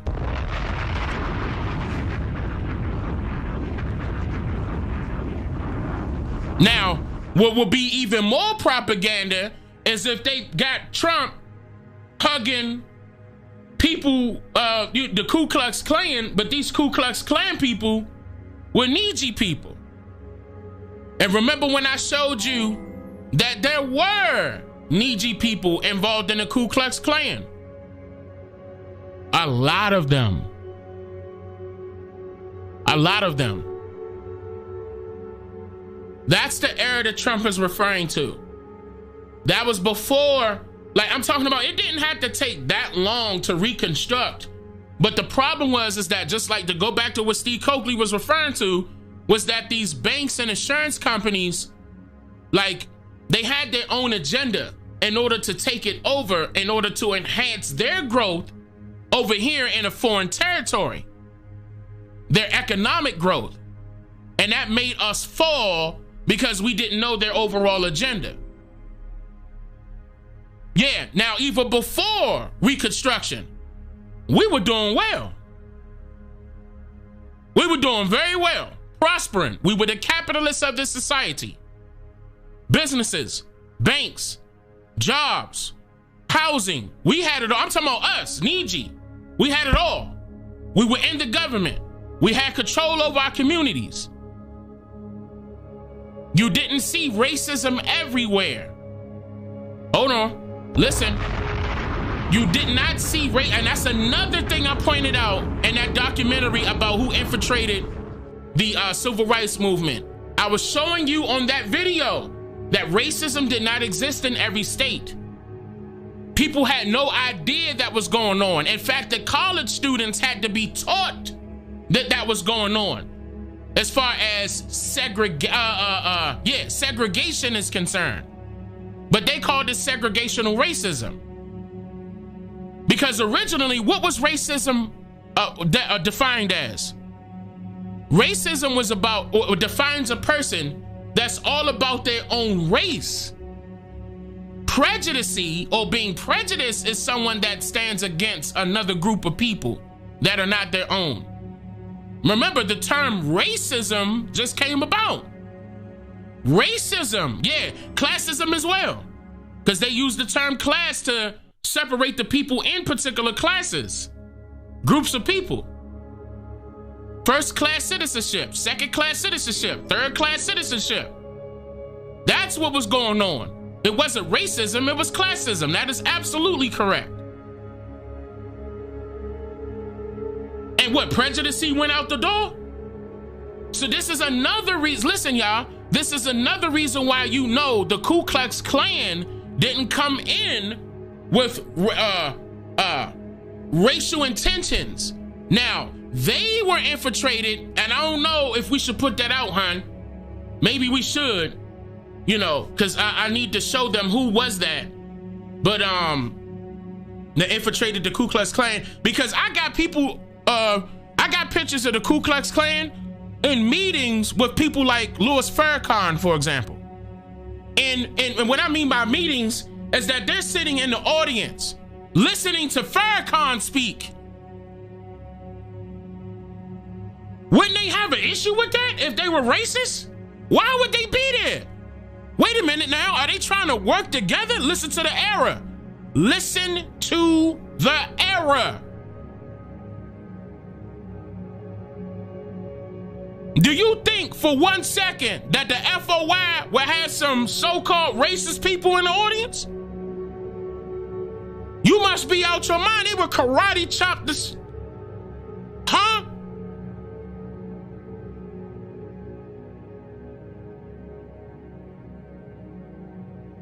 Some of them wouldn't mind. They probably would let racist people in the audience because they don't know their real intent.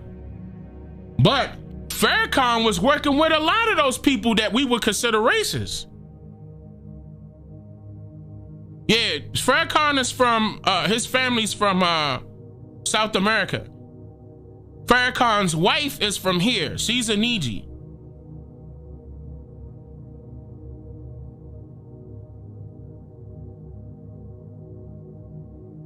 And you know what? They might have got, I'm gonna say something about Farrakhan. They might have took him off the internet as far as, you know, the big platforms that you see. But Farrakhan got his own nation. It's beyond religion. Farrakhan got his own nation, his own land.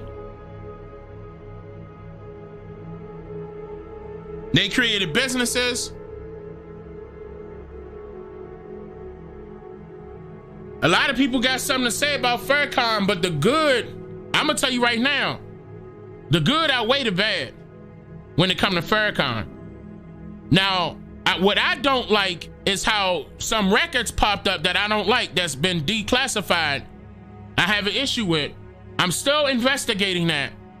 That make me turn my nose up at certain suggestions that he gave to get rid of certain people that were on the rise, like Khalid Muhammad.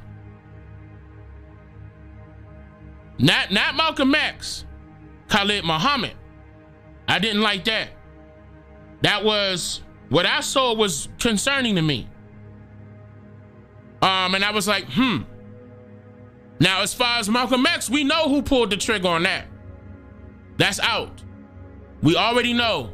Farrakhan didn't have anything to do with that. I can tell you that right now. That wasn't his call. He wasn't in that position to make that type of call. Keep in mind, Farrakhan restarted the NOI. Restarted the NOI because Elijah Muhammad disappeared. Farrakhan restarted the NOI. When you saw Khalid Muhammad, maybe I'll talk about that at another time and show you some records of what I got. Because there's some, like I said, there's some concerning things that I saw that I would, once again, I would have to do some more digging to get some real answers here. But I was like, I don't like that one. That's one of the things I don't like. I'm gonna tell you that right now. And I know, you know, people with NOI watch my stuff too. You know, this ain't no knock to what's going on as far as what y'all got going on. But I was like, what's up with that? What's up with this right here? Like, I mean, why would the FBI declassify documents that they had based off of the research, investigative research that they conducted on him when it comes to Khalid Muhammad just all of a sudden? Like, I mean, he ain't have no health problems. Come on.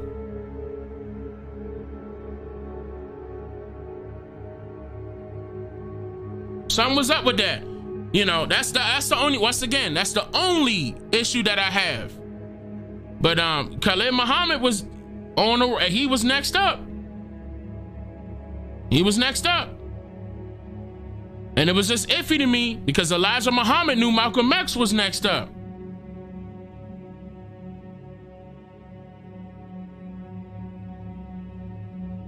But yeah, but he had, to go back to what I'm saying, Farrakhan had these nationalist groups, not just the Ku Klux Klan, but he had the Ku Klux Klan. Like I said, I got these, but I'm not making this up. This is no lie. He had them in an audience of his meetings, of his gatherings. Multiple times, not just on occasion.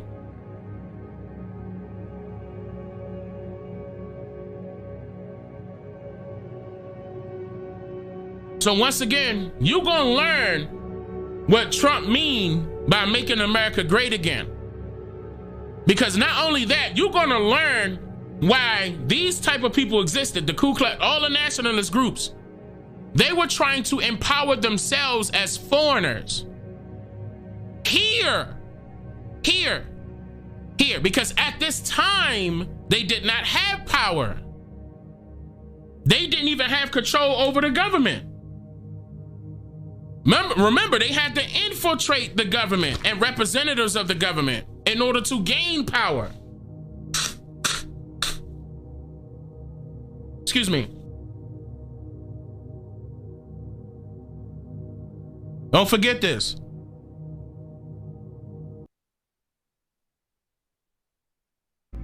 Listen closely.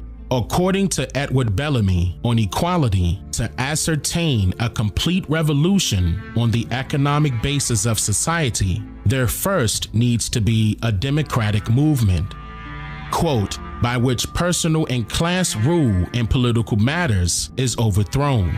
He stated, "It is astonishing that there should have been any intelligent persons among you who did not perceive that political democracy was but the pioneer corpse and advanced guard of economic democracy, clearing the way and providing the instrumentality for the substantial part of the program, namely the equalization of the distribution of work and wealth, The sharing of biased and false news has become all too common on social media. More alarming, some media outlets publish these same fake stories without checking facts first. The sharing of biased and false news has become all too common on social media. More alarming, some media outlets publish these same fake stories without checking facts first. Unfortunately, some members of the media use their platforms to push their own personal bias and agenda to control exactly what people think, and this is extremely dangerous to our democracy. This is extremely dangerous to our democracy. This is extremely dangerous to our democracy. Democracy. This is extremely dangerous to our democracy. This is extremely dangerous. All of them saying democracy. Extremely dangerous to our democracy. This is extremely dangerous to our democracy. This is extremely dangerous to our democracy. This is extremely dangerous to our democracy. This is extremely dangerous to our democracy. This is extremely dangerous to our Hold up. When you pledge allegiance, listen, y'all, this is how deep this is about to get, this entire video. When you pledge allegiance to the flag of the United States of America,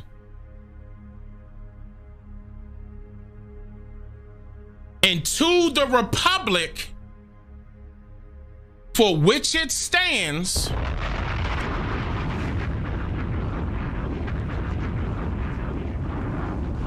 this is all about to be explained right after this. I'm about to explain it. And to the republic for which it stands. Listen, y'all, look.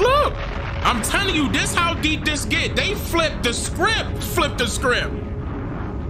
They flipped it. And look how they got all your media channels repeating, regurgitate. This is a script. Watch, I'm trying to tell, this ain't no joke. This is deep. democracy. This is extremely dangerous to our democracy. This is extremely dangerous to our democracy. This is extremely dangerous to our democracy. This is extremely dangerous to our democracy. This is extremely dangerous to our democracy. To our democracy. To our democracy. To our democracy. While often categorized as a democracy, the United States is more accurately defined as a constitutional federal republic. And what that means is that the government in the United States is based on a constitution, which is the supreme law of the United States. According to the national constitution in the United States is based on a constitution, which is the supreme law of the United States. Okay, hold on. Before we go any further, let's make the connection here. So it's a federal, constitutional federal republic. Nowadays, they telling you that that is the same thing as a democracy. Don't fall for that. Let me tell you why. We all know that there's 2 constitutions, correct? And if you do know, tell me the dates, and then I'm gonna move forward. Tell me the date, tell me the year of the first US Constitution, then tell me the year of the second. And once I know that you got that, I'm gonna move forward. It's 2 constitutions. Okay, that's the first one. Exactly. Okay, Jashawn got it. All right. Okay, that's what I needed to see. That's exactly what I needed to see. No, 1871, not 91, 1871. 1776, 1871. Now, when 1871 came, so did some changes to the Constitution. They had to write themselves in. Now, what era was this again? 1871 is when they came, yes, that's correct, Catrice, when they became incorporated. Right, Organic Act 1871. Also, this is the same time of the what? Let's make sure we all up right. The Reconstruction. Okay, we all right. Okay. Yes, and yes, that's where they started coming up with the, yes, Aubrey. When they start coming up with the first class citizenship, the second class citizenship, the third. Are you putting this together? Huh? Right, okay, Day. Okay. Who? I'm glad he brought that up. Who? Okay. Who did the United States get their independence from? They became independent of, or I mean, you know, from who? Where did they leave somebody? Did they, that 1776, what, they wrote their own constitution and say, we independent, we don't need such and such? Who is that? Britain. Very good. I just want to make sure we good. Excellent. Hey, I see somebody got that person went so fast, but yeah, just knock him out of there. We don't need no haters. No, we teaching. We gotta walk it. We gotta make sure everybody on the same page. When I play that sniper, that means somebody gotta get about the chat. Snipe him. But that chat went so fast, I'm sure everybody missed it. All right, here we go.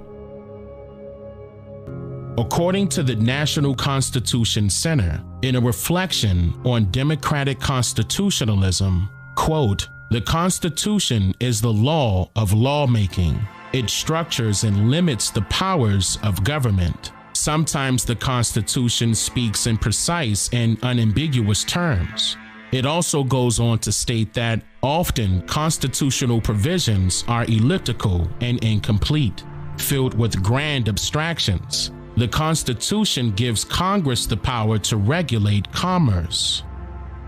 This means that although the Constitution is written and perceived to be worded as being clearly defined with exact statements, it is filled with wording that only appears to supply a person with jurisdiction and equal protection, but it is attributive, omitting who is to receive the benefit of one's agreeance.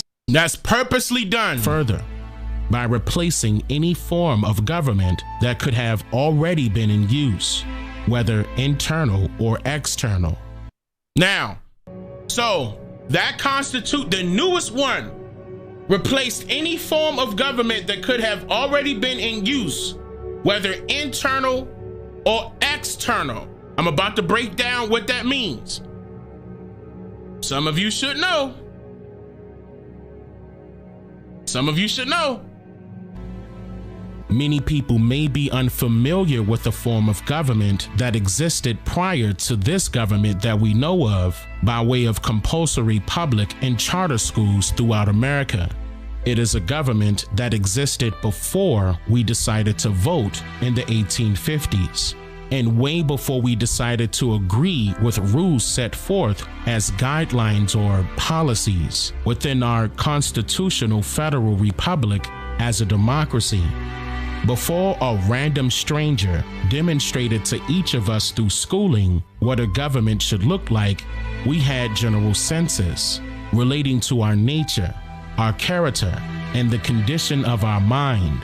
We had our constitution, and our actions reflected our desires without any form of controlling influence. In other words, we were able to exercise personal authority, and we could think. In a pure democracy, laws are made directly by the voting majority, leaving the rights of the minority largely unprotected. Now, here go the difference. Here go. This is what they changed. In a democracy, laws are made directly by the voting majority, leaving the rights of the minority largely unprotected. Remember, they called us, they still do it to this day. They call us what? They call us the minority. Not only by way of population, they call us the minority, period, by way of their laws. By way of their laws. Oh, I sniped him. Sniping! He thought he was slick. I sniped him. Don't come up in here with hate when I'm teaching people, y'all. Don't do that.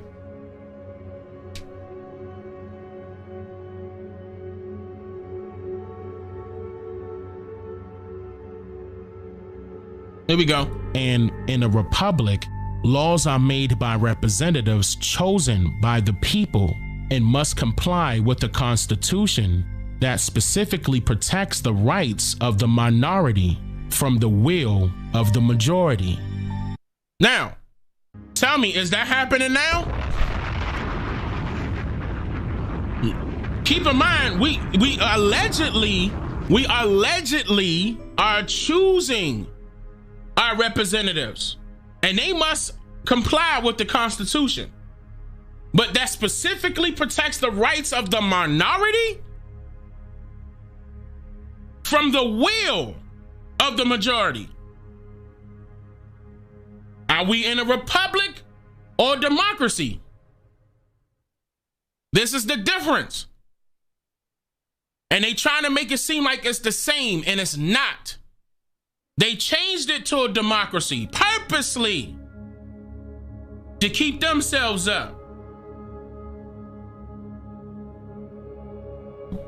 That was purposely done. No, yeah, cooler than you, not only by way of a driver's license, not only by that, imposing taxes. That's how deep it get. Imposing taxes on the U.S. citizens is keeping you at bay up under this democracy. Notice I said bay, relating to water being relating to land. It goes back to the doctrine of discovery, which in turn wasn't about the land, it was about controlling the waters surrounding the land. That's what they were doing. Maritime law, thank you. Thank you. We gotta stop them. We letting them get away with this. And look, this ain't even, look, this is the basic stuff before we get into the deep stuff. Look how far we got to go in this video. And I don't care how long we streaming, we about to get through this. Look at that. So you know for a fact that they set this up by design to only benefit the foreigners by way of a democracy. And then they constantly hire the boule all the way up So the ones they want to call the majority to propagate their will on the minority.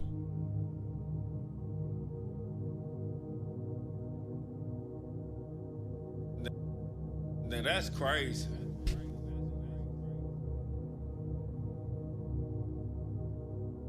All right, let's go. The problem with this was, and still is, that when we are in school and taught about government, it's an external government only. This was in order to overpower our own reasoning for self-government or to self-govern. All right, remember this? Remember this? I did a full-fledged, no. I didn't do a doc on this. I'm sorry. I did a Easter egg Sunday to show you why I showed this picture. I hope you can see my mouse. Is my mouse showing? I don't know. But in the back, I really don't have to explain this again. I'm sure you guys saw this. But the reason why I pointed at the book, like when you saw, what time, yeah, I did a little point at the book, is because they're teaching the people the students in this audience, they're teaching the students how to self-govern. But notice in the front, who are in the front, the Indian is to the side holding up a CBA upside down. You know how they give us when we, go out there and play football, for example? Any binding contract is an indenture. Any binding contract is an indenture. An indenture is a contract. That's why we had indentured servitude. They contracted you as an employee. Come on, y'all. But the whole point of me telling you this is that the government was trying to teach the particular areas how to self-govern, but up under their rules and regulation. Yes, a collective bargaining agreement, binding contract, all of them, collective bargaining, all of them are the same. The still indentures, still to this day, CBA, collective bargaining agreement, handing them out to NBA players, anybody, go ahead. Look, you're signing a collective bargaining agreement when you apply for a job. Did you know that?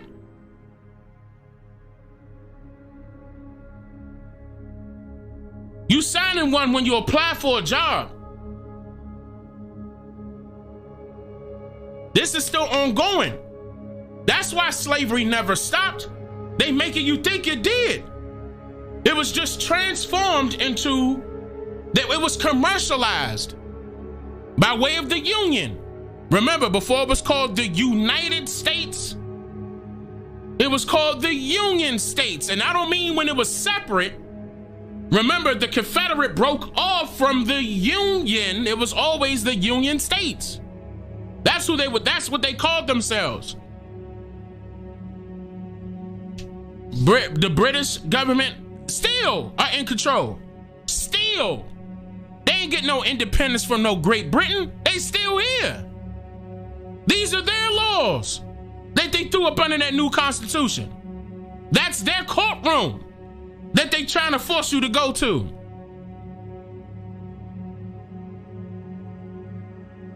That's them.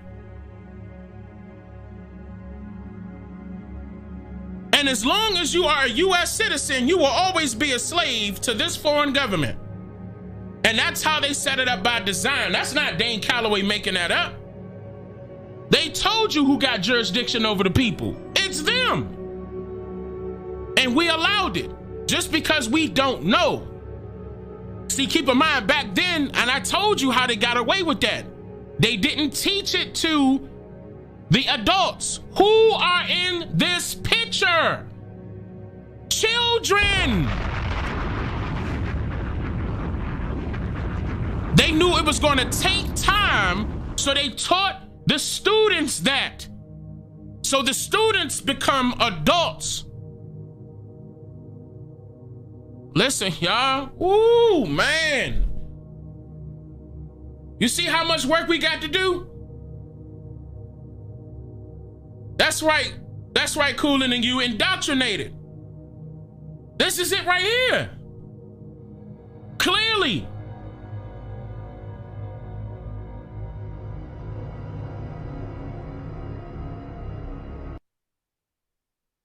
When we are in school and taught about government, it's an external government only. This was in order to overpower our own reasoning for self-government or to self-govern. We were told that a democracy and someone else's constitution was the only way things had been done since the creation of our country. We were told that the reason why our Constitution starts with "we the people" was due to the laws created and mandated through our Constitution, which would only work in favor of the people. However, we were unfortunately not the people that this Constitution intended to protect. We the people referred directly to the society or organization that incorporated itself as the government of the United States, previously known as the Union. The Union. Our Constitution opens with the words, as trite as it sounds, "we the people." Well, it's time to remember that we the people are the government. Well, it's time to remember that we the people are the government. You and I. Not some force in a distant capital. Not some powerful force that we have no control over. It's us. It's we the people. In another era, when our democracy was tested, Franklin Roosevelt reminded us, in America, we do our part. We all do our part.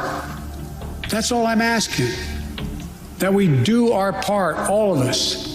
But if we do that, we will meet the center challenge of the age by proving that democracy is durable and strong. Autocrats will not win the future. We will. America will. And the future belongs to America. Another era, when our democracy was tested, Franklin Roosevelt reminded us, in America, we do our part. We all do our part. That's all I'm asking. That we do our part, all of us. But if we do that, we will meet the center challenge of the age by proving that democracy is durable and strong. See their agenda? See their agenda? Even though there's an actor behind him or on him, that's a different story. Listen to what he's saying. Proving that the democracy is strong, huh? Alive and well. Is that the American dream? Go ahead, Brandon. Autocrats will not win the future. We will. America will. And the future belongs to America. So let me ask you, how many of you feel as if your voice is actually heard when it pertains to the laws that are created? Are they really done in the best interest of the people? And if so, which people? Somehow down the line, we as a people allowed ourselves to be lowered into a settled condition, blinded by an illusion where we inadvertently gave strangers. Look at this picture, y'all. Look at this picture.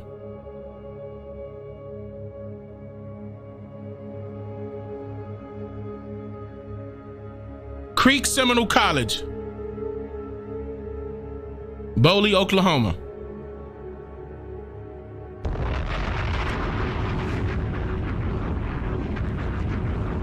I can't see it, but that's what it say at the bottom. Like it says Creek Seminole College, Boley, Oklahoma at the bottom. I could zoom in.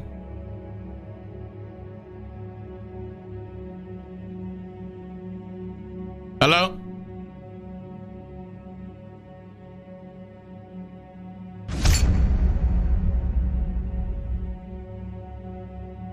You talk more shit than a little bit. Back to Mother Africa. That's bullshit.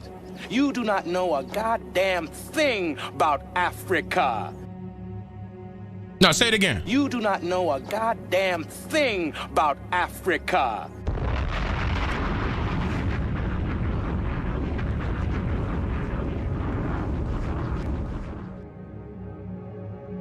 I'm just saying. I mean,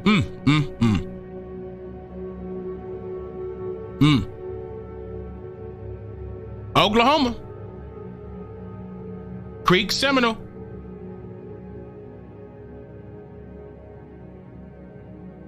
I'm gonna just let this sink in. Y'all can't see this? Hold on. We got something better. Hold on. Can you see this now? Can you see this now? So let's do it. Before we go any further, let's back up. That say what? Creek Seminole College. Booley, Oklahoma. Booley, Oklahoma.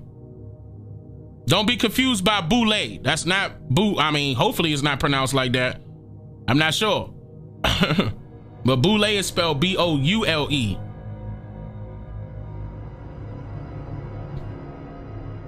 And I'm gonna zoom in.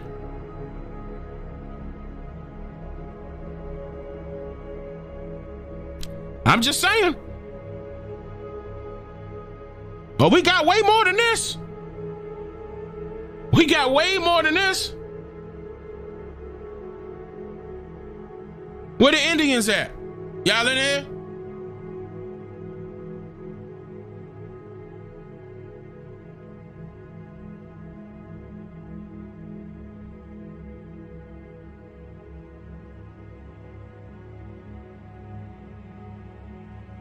Huh?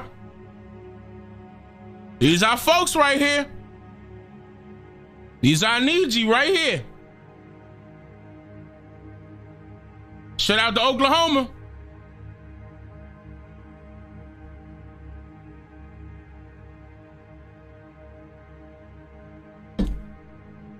And look who they got teaching our people.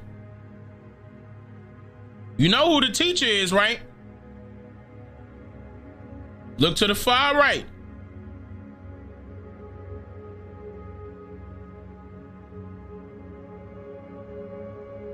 I'm just saying. Let me go back. Hold up. And we as a people allowed ourselves to be lowered into a settled condition, blinded by an illusion where we inadvertently gave strangers the power of authority. But don't beat yourself up about this, because at the time of this occurring, our ancestors were vulnerable children. Children who were swayed by the influence of a stranger that appeared to be greater, more intelligent, and more powerful than we thought we were. But keep in mind that this was merely an illusion.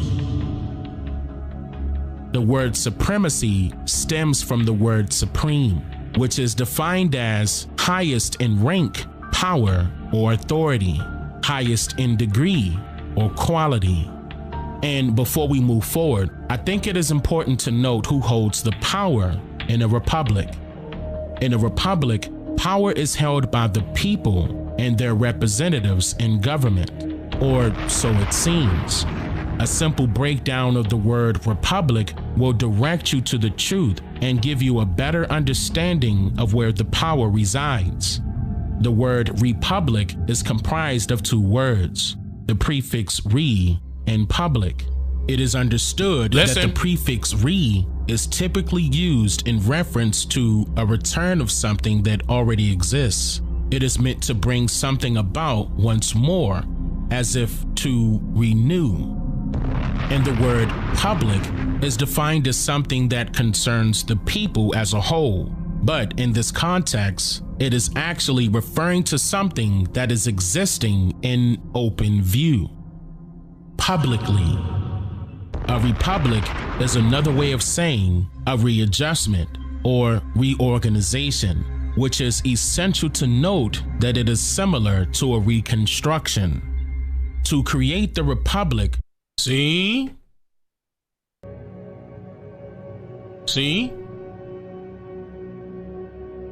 It is similar to a reconstruction.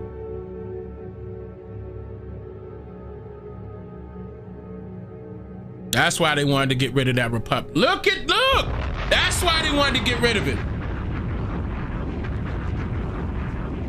Right there. I just told you. Yep, restart, reset. That was done purposely, y'all.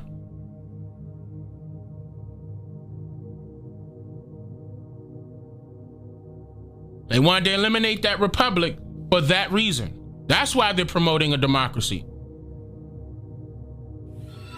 Yep, recycle. You could say recycle. Indian givers.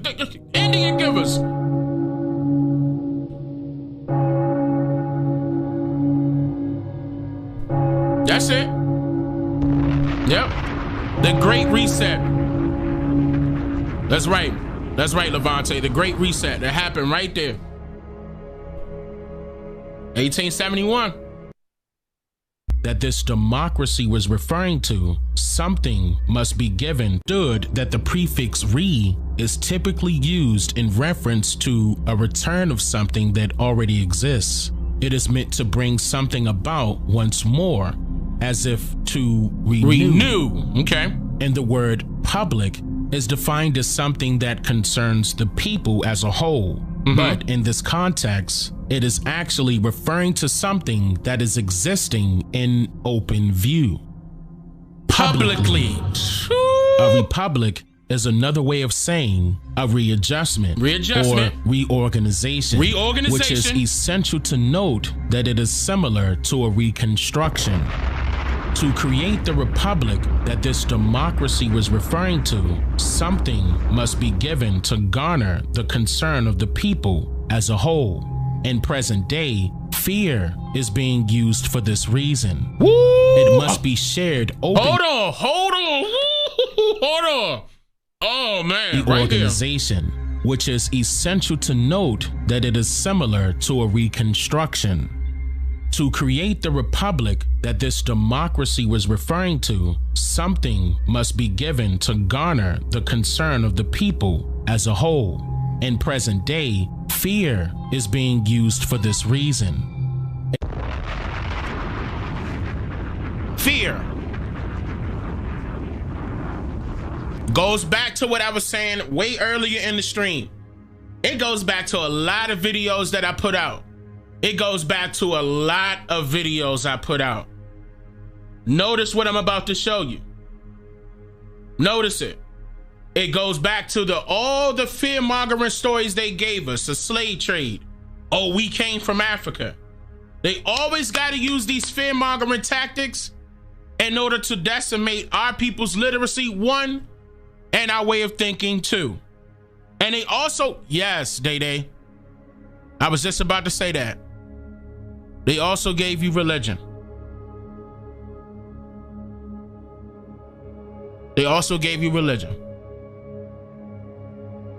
To keep you in fear of something unforeseen.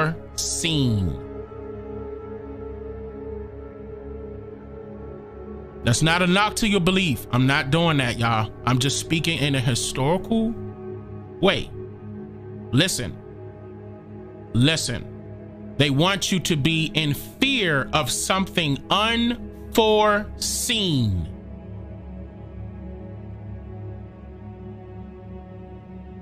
Yes, Omac, religion.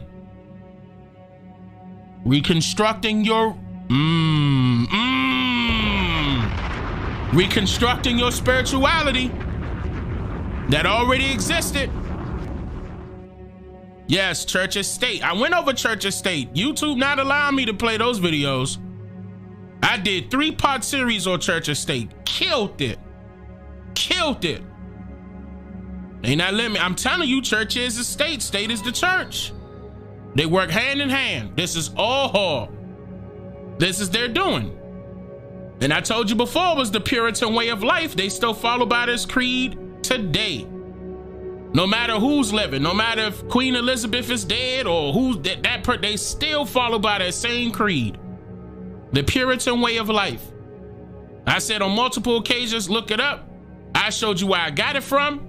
I put out the video twice. I tried. Maybe I'll go over it during the live stream. Maybe I need to do that. Maybe. But yeah, they're giving us all these, the transatlantic slave trade and all these fear-mongering stories. That's their gimmick. And here they go with the monkeypox. Right now. It's always something. It's always something. Look, and if it's not a disease or a virus, it's another disease or a virus. You know what that is? White supremacy. Oh, we need reparations. Oh, we getting treated different from other people. We've been knew this. We've been knew that this. Everybody is treating us different. How is that brand new? And we still crying about it? Or we gonna do something about it? That's why I said white supremacy is an illusion, because it's all in your mind. If you detach that supremacy from your mindset, who's in control? You. They don't have no power, not like how you think they do. They don't have no power like that. We could pull that rug from right up under their feet now, and they can't do nothing about it.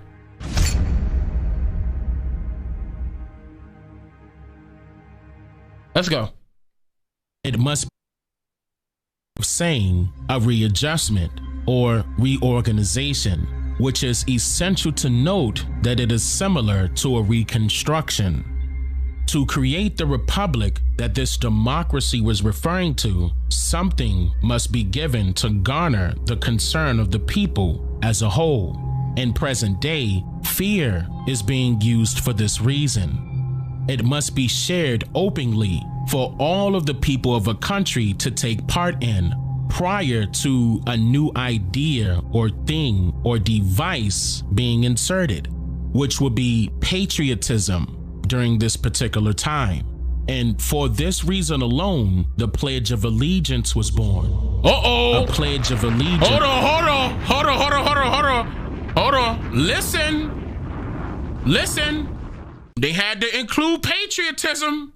Hold on. Patriotism during this must be shared openly for all of the people of a country to take part in prior to a new idea or thing or device being inserted, which would be patriotism during this particular time. Notice I said device. It's gonna come back. It's gonna come back up. Or device. That's why I said it just like that. Oh man, y'all. Please close. If you got something else going on, I really need you to stop whatever you're doing and focus on this part right here, please. Please, no distractions. Please. I don't have music playing because I want you to hear me. Listen to what I'm about to break down right here. I'm talking about tunnel focus right here. And for this reason alone, the Pledge of Allegiance was born. A pledge of allegiance to the new flag presented by the new government. Because at the time, there were other flags pre-existing. So a code of conduct was created to take the place of any pre-existing flags that predate the reconstruction of the government in 1877. Hold on.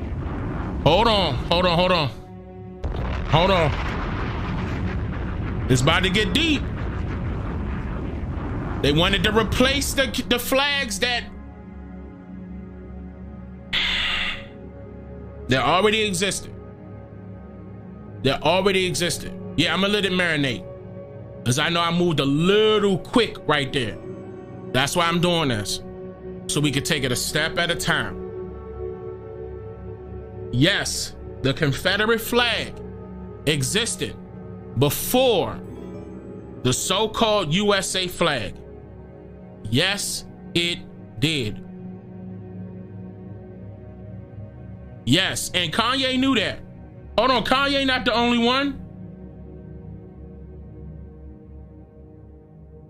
That's Andre 3000, Ludacris, Kanye, Little John. Shout out to it was a couple of people from the South doing that. What's my boy name from Mississippi? David Banner. It was a lot of people that was showcasing that it was ours. We knew it. We knew it. Killer Mike, that's right. Watch. Pastor Troy, that's another one. That's another one. If I'm not mistaken, I don't know if Bun B did it. I believe.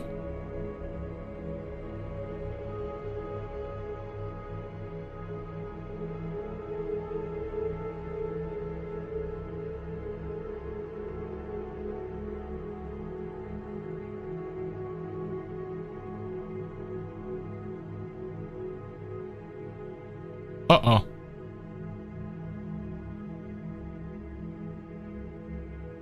Uh-oh. Did they shut this off? No, they did not, bro.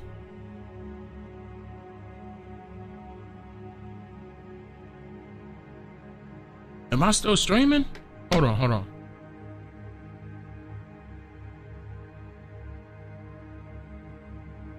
Where's my chat? Hold up, y'all. Hold up. Hold up, y'all. Give me.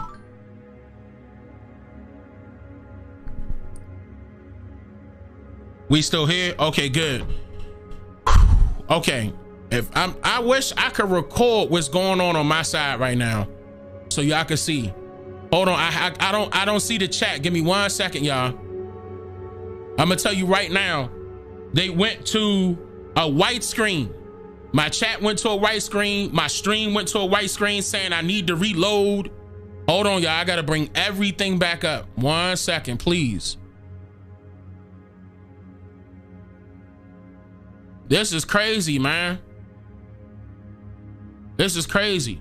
And all I'm doing is teaching the truth. That's all I'm doing. That's foul that I got to go through this. This is stupid. My family members blowing me up. Okay, we good? Okay, yeah. All right, hold on.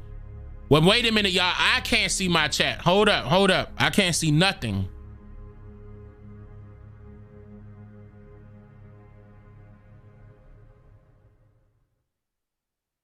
They just straight cut me out.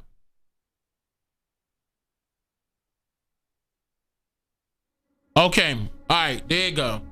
Okay, there's my chat. All right, there we go. Okay. We in here. Yeah, I saw it hit over 5K. See, that's probably what they didn't want. So they probably, you know, sent out something. All right, so where were we? See, that made me it made me lose my train of thought. Let me back up a little bit. Oh, no. We were talking about this particular flag. And I'm telling you guys that this flag was in existence prior to the USA flag. And I'm going to break down what happened in order for us to adopt that flag. Okay? You're about to see it. We're about to break it down. Now, the 5K coming back, they probably kicked certain people out. That's purposely done. I'm not worried about it. Regardless, people still gonna see it. Hold on, where were we? Oh, right here. Oh, by the way, that's Birth of a Nation. I don't know if, did I clip that out? Okay, that's Birth of a Nation. And I clipped it out a little bit. I should have did it a little bit different. But Birth of a Nation, this was the very first one. But keep in mind, this is dealing with the Ku Klux Klan, those nationalist groups we're talking about. Okay? But they had to implement patriotism in order for them to rise and to eliminate our old Confederate. Watch. were other flags pre-existing. So a code of conduct to something. Oh, no. That's too far back. 1 second. Right. Yeah, right here. Which would be patriotism during this particular time. And for this reason alone, the Pledge of Allegiance was born. A pledge of allegiance to the new flag presented by the new government. Because at the time, there were other flags pre-existing. So a code of conduct was created to take the place of any pre-existing flags that predate the reconstruction of the government in 1877. Listen.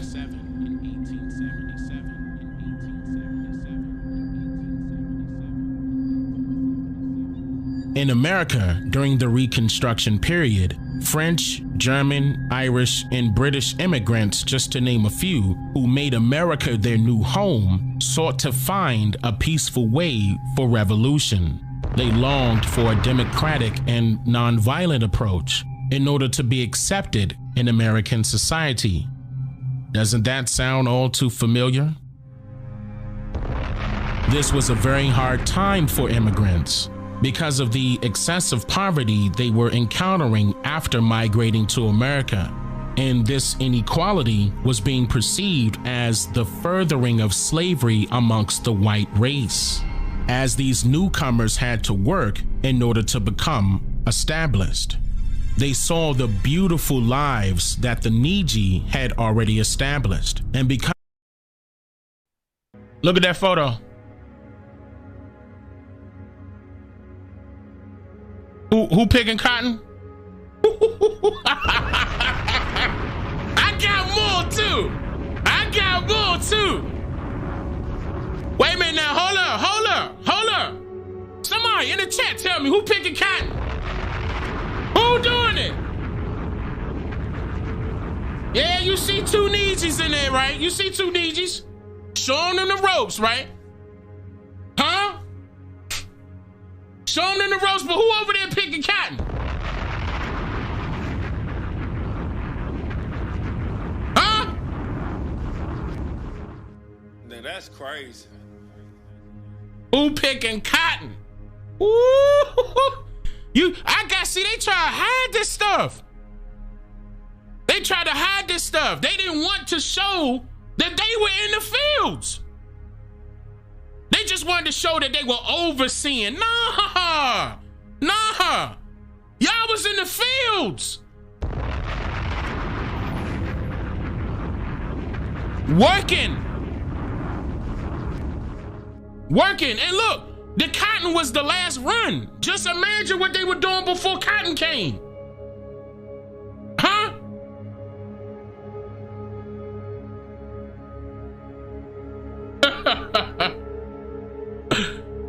Woo! All right.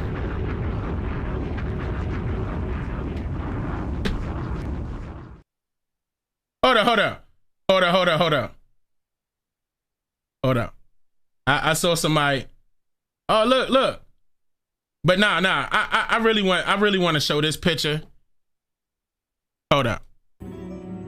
Because they saying they can't see it. One more time real quick.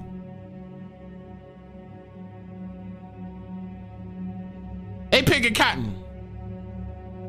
I mean, we see the two Negroes. Don't get it twisted. We see the two Negroes. Notice she had long straight hair.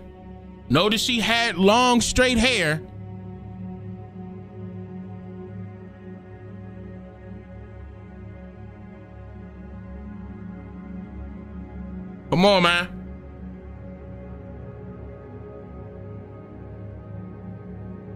All right.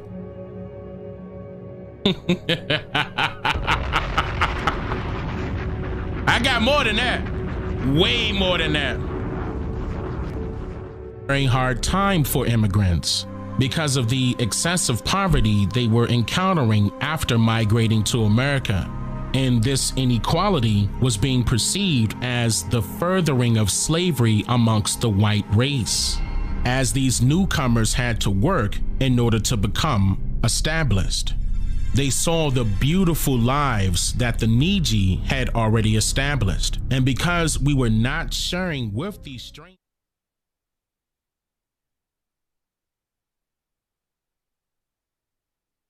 which is an extremely stingy person, or my being bad, I hit the wrong open button. towards their standards, we were regarded as being niggardly, which is an extremely stingy person.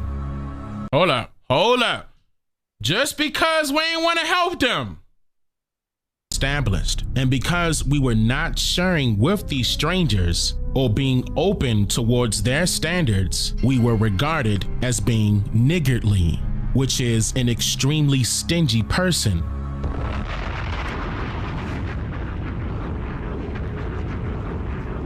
Just because we ain't want to help them, they called us niggas. Coming from niggardly, hey, you think I'm playing? These squatters, yes, Tico, these squatters know what's up. They called us the niggas. Why? We was being extremely stingy with our lands, crops, huh? Cause we ain't want to help them. So they made you feel sorry for them by giving you religion.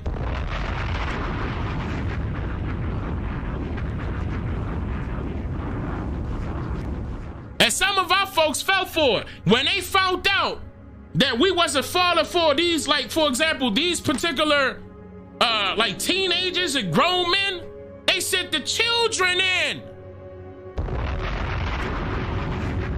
and made us feel sorry for the children. And some of our tribes adopted those children and said, we're gonna help you out. That's how they became a part of the tribes. Called us the niggas. Huh? We were being stingy. What's another word for this, or another term? Y'all was saying this earlier. Another word for niggardly is what? Y'all said this earlier in the chat.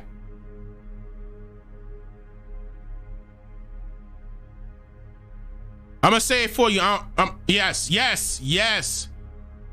D-Far, Indian giver. There you go, Kier. I see you, Indian giver. Come on, y'all. Put it together.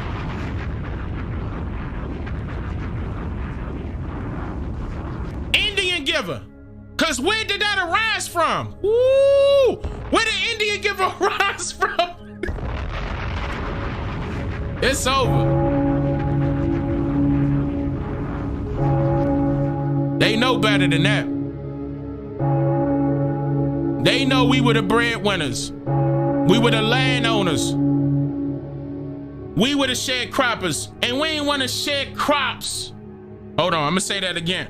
We were the sharecroppers, and we ain't want to share crops with foreigners. So they hired instructors to teach them how to farm. Hold on. So they hired instructors to teach them how to farm. Who said that? Was that Fred Hampton? No, that wasn't Fred Hampton. Was that Malcolm X? No, that wasn't Malcolm X. That was Martin Luther King that said that. And this is it right here. This is it. That's exactly what he said. He wasn't lying. Keep in mind, that was during a time period where he was going against the government and speaking the truth. Yes, the Homestead Acts. Van Greer, the Homestead Acts. All of them, not just one, all of them. That's what got him killed. That's right. That's what got him killed, Trey. That's what got him killed. Because he put our eyes, that's right, Sean, in order to mechanize our farms. He said our, not their. He said our farms. Clearly said our.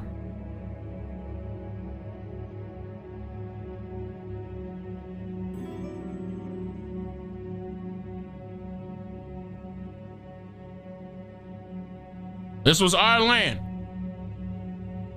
Still is. That's why I said technically we don't need to pay for nothing. They owe us. That's what he was after too. That's what he meant by they gotta write us a check. That's what he meant. Because they survived off of our backs. They survived off of our laboring. They survived off of our sharecropping. They survived because we helped them. This is beyond restitution. This is beyond reparations. The whole government owes us. You know what they owe us? Everything, not just a check. From the government on down, they owe us everything because they wouldn't be here otherwise. And that's not over exaggeration. That's not, Dane Calloway making it up. That is the truth. They would not be here if it wasn't for us. They owe us everything. And a check can't cut it.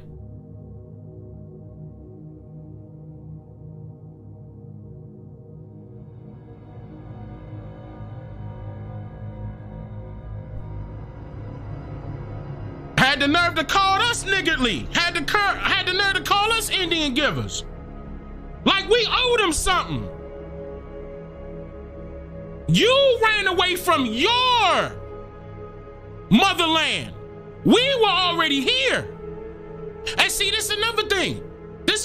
Explain to me how these poor white folks, not to knock all white folks, but I'm just saying, listen. Explain to me how these poor white folks managed to go capture some Africans from Africa and bring them back. How? What resources? What resources? They were poor coming here. They lied. They were poor coming here. They lied.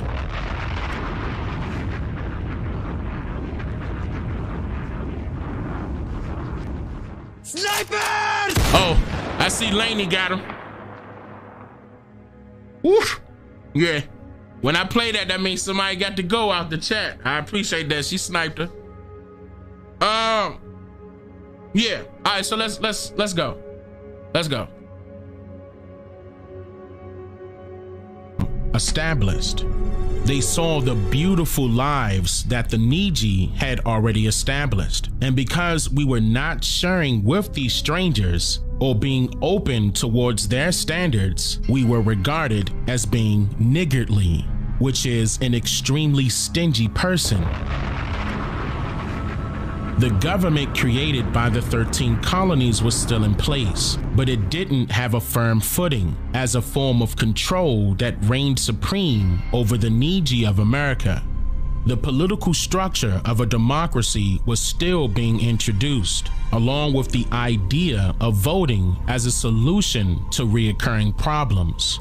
During this time period of Reconstruction, intermediate social structures were put in place in the form of voting through the use of representatives to mediate relations within the state. And the formation of this political structure allowed for a stranger's traditional hierarchy to be easily formed. Once this political structure was put in place, nationalist groups like the Ku Klux Klan sabotaged elections to detour motivation in hopes of hijacking political infrastructures. This type of political propaganda was used in two ways. It was used to not only create fear, but it was also used to spread it on a national level, all while gaining traction for the voting system to be implemented among the masses. Because the only way to have a foreigner placed at the top and eventually have the Negroes as a people placed at the bottom, the Negroes must agree to include themselves within this political pyramid scheme. The Negroes must include themselves within this political pyramid scheme That's the only way they can put themselves at the top. The needy must include themselves.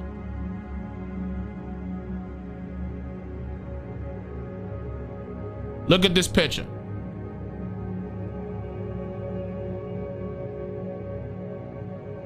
The lost cause worse than slavery. What's in the middle, y'all? Hold on, let me come up a little bit. Oh, I cut that.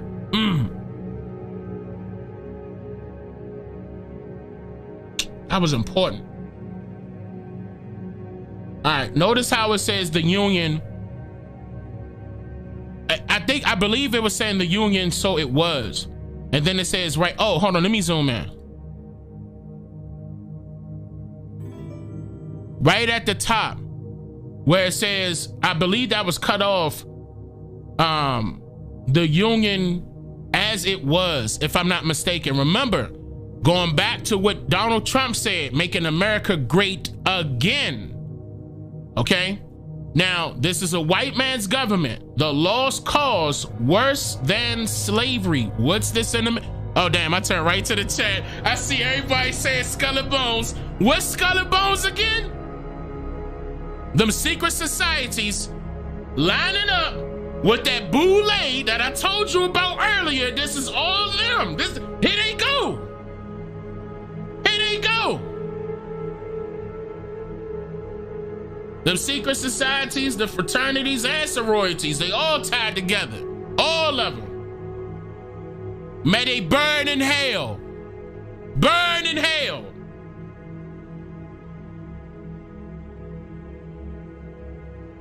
We got to get rid of them.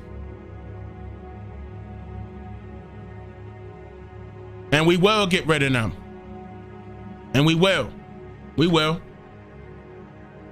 We go back a little bit.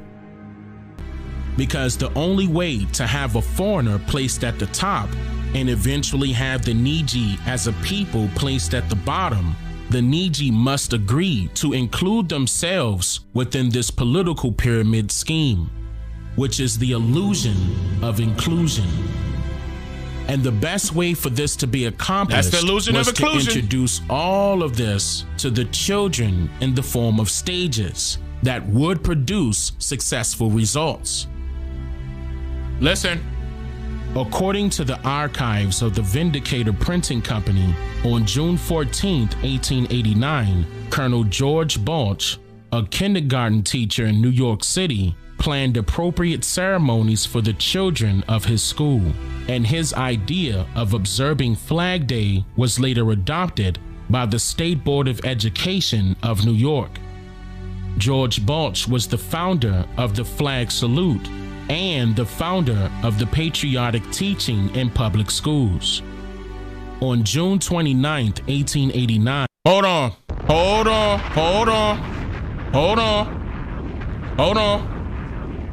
George Balch was the founder of the flag salute. Do you see the flag salute?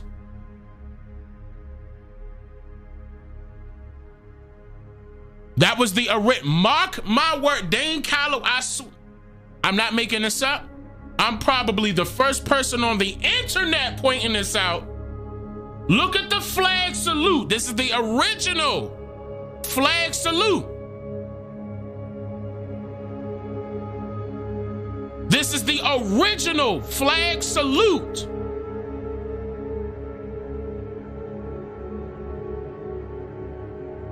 That's going to line it up to the white supremacists that do the same thing. That's going to line it up to the Nazis. They're going to line it up with Hitler. But they not lining it up with America for a reason. Yep, Steve Bannon, all of them.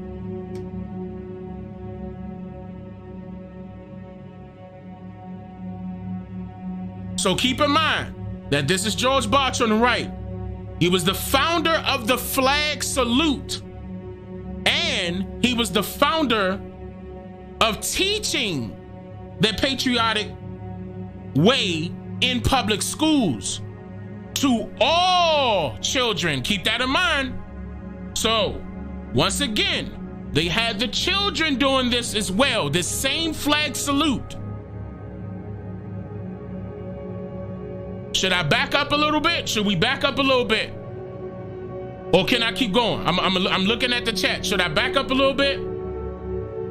Can we keep going? Yes, the Roman Catholic Church is involved heavily. Yes. Go ahead. Keep going. Okay. Here we go. Back up. I just saw one back up. Everybody's saying keep going. Okay, they go 2, 3. Nah, keep going. All right. Keep going, rules. Here we go. Rules. On June 29th, 1889, an article written for the New York Times states Colonel George T. Balch delivered an address to the teachers of the industrial schools of the Children's Aid Society about a general plan for the patriotic education of the youth of our nation. The article states that George Balch corresponded with the educational agents of various states and territories, and the reports and statistics that he received gave him great confidence in the educational system and dissipated his fears as to the future of the government. He believed that in this country, the condition of the working people will have a great influence upon the safety of the government and country. End quote. It is important to note that the word condition is used here to create an environment of agreement, to have a significant influence over something so that you can bring it to the desired state for your use. And so the article continues discussing patriotism as a form of conditioning for children, as it states, quote, patriotism and the knowledge of the principle upon which the government rests are the mainstays of the country. So the colonel came to the conclusion that the cultivation of patriotism was necessary, not only in public schools, but also in the private and in the denominational schools. So now you know that this was important to be placed inside of the private and denominational schools. Keep that in mind. I'm not going to talk too much as I don't want to give it away. I just want you to see, I want you to note. And why, I know I'm going to say this, but I'm going to say this anyway. It is necessary, he believes, to impress the children with a sense of their obligations to the country. It is, that's the next line I'm about to say.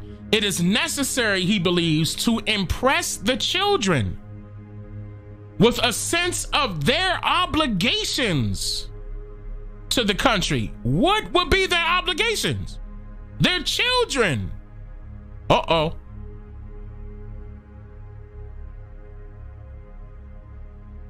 Uh-oh. What would be the children's obligation to the country? Children. Let me see it in the chat.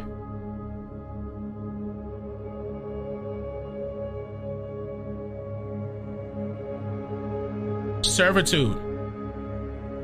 Patrice got it right on. Servitude. Slavery. Military. Christian, look at the chat. Y'all go. Thank you. This is what I appreciate. That's why I love doing dialogues like this. I love that. I love that. Yes, work. This is all their agenda. Compliance. That is correct. Even warfare. Free labor. Employees. Loyalty. Armed forces, football, all of them, but they handing it to the children so they can become adults and still work for this country.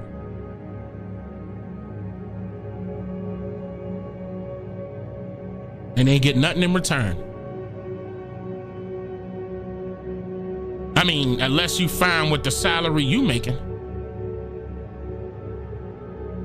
Working them long hours, sometimes you got to do overtime just to make ends meet. You fine with that?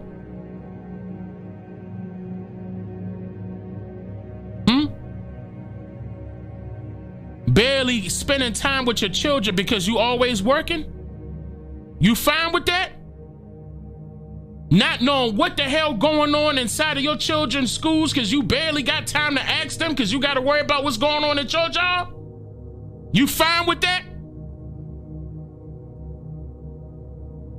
After you didn't work your ass off and they still taxing you, taking money from you out of your paycheck, you fine with that?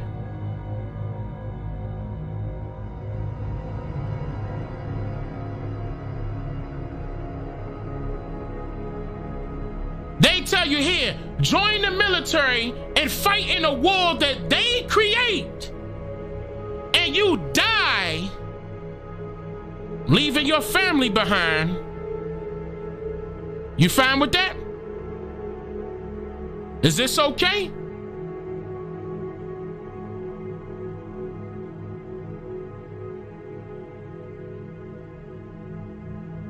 I know you tired of it just as well as I am. It's about doing something about it now. This is the reason why I'm teaching the way that I am. Because once you become fully cognizant of what the problem is, we can make some real changes. The 13% on the way. Watch.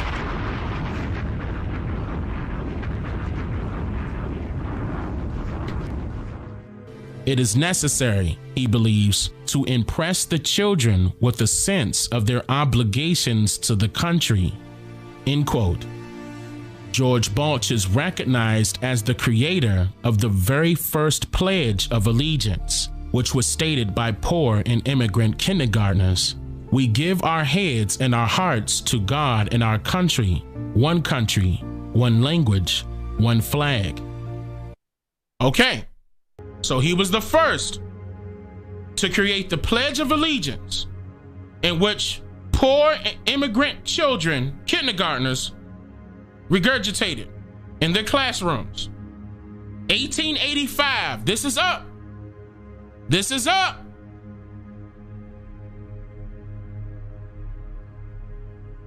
Now watch the change. It ain't over. Watch how deep this get. The children taught at the school at which George Balch created the Pledge of Allegiance are students who are taught to belong to a large extent to the, quote, neglected or dangerous class. How to bring up these children is the question for solution. It is only of late that systemized efforts have been made to instill patriotism into the rising generation. The colonel was in favor of hoisting the American flag over every school during school hours and presenting the most successful class a United States flag to be kept during good behavior. The standard bearer he would have elected by the class. He also recommended the awarding of small flags to be worn as badges for a week to the industrious and well-behaved children. The colonel proposes to get a lot of flags and badges and to distribute them among the schools of the society. Now, so a badge of honor, they do that to the military too, right? Look how they treating y'all like children. See there, man? See that? Look how they treating y'all like children.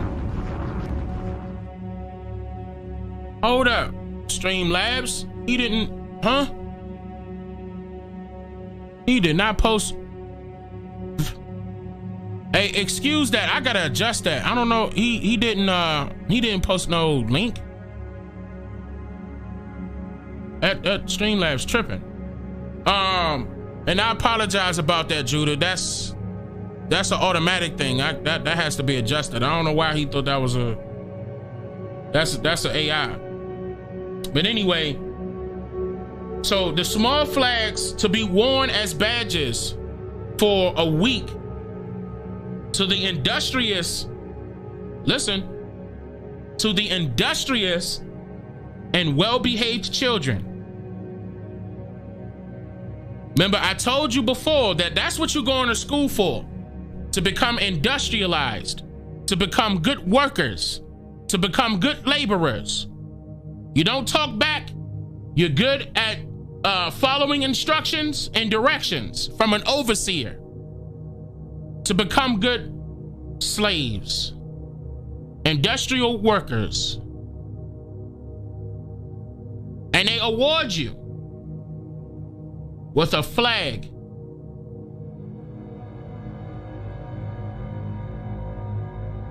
So now, keep in mind, you see that there was New York Times published June 29, 1889.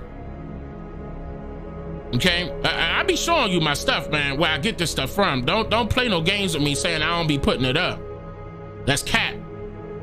I be putting it up. You just don't, listen, you better write it down. I told you that. Take notes. That's what notes is about. Even teachers give you their sources, but you gotta be, your job, your duty, which me being a teacher, your duty is to take notes. You can't just turn your nose out. The teacher don't know what he talking about, or Dane, rather, don't know what he talking about. Yes, I do. You don't know what I'm talking about. It's your duty to do your own research. It's yours. I'm telling you where I got it from. You just not paying attention, are you? That's okay. This is the reason why we having these type of live discussions right now, where we could break it down. And you gonna understand where I'm coming from in each segment. I'm not joking. I told you I'm out here teaching. Somebody say I'm preaching, whatever. I'm out here teaching, technically. That's what I'm doing. I'm not here to showboat. I'm not here to be bigger than the next one. This ain't no ego trip or I'm this, I'm that, and yeah. And no. I'm Dane Calloway. I'm here to uplift our people. This ain't about $1. This ain't about none of that. This about you becoming cognizant of what's going on and what happened to our people in the past. And it wasn't that long ago. 1889 wasn't that long ago. So we could correct these problems that we had in the past, right now in the present, in order for us to have a better future. Straight like that.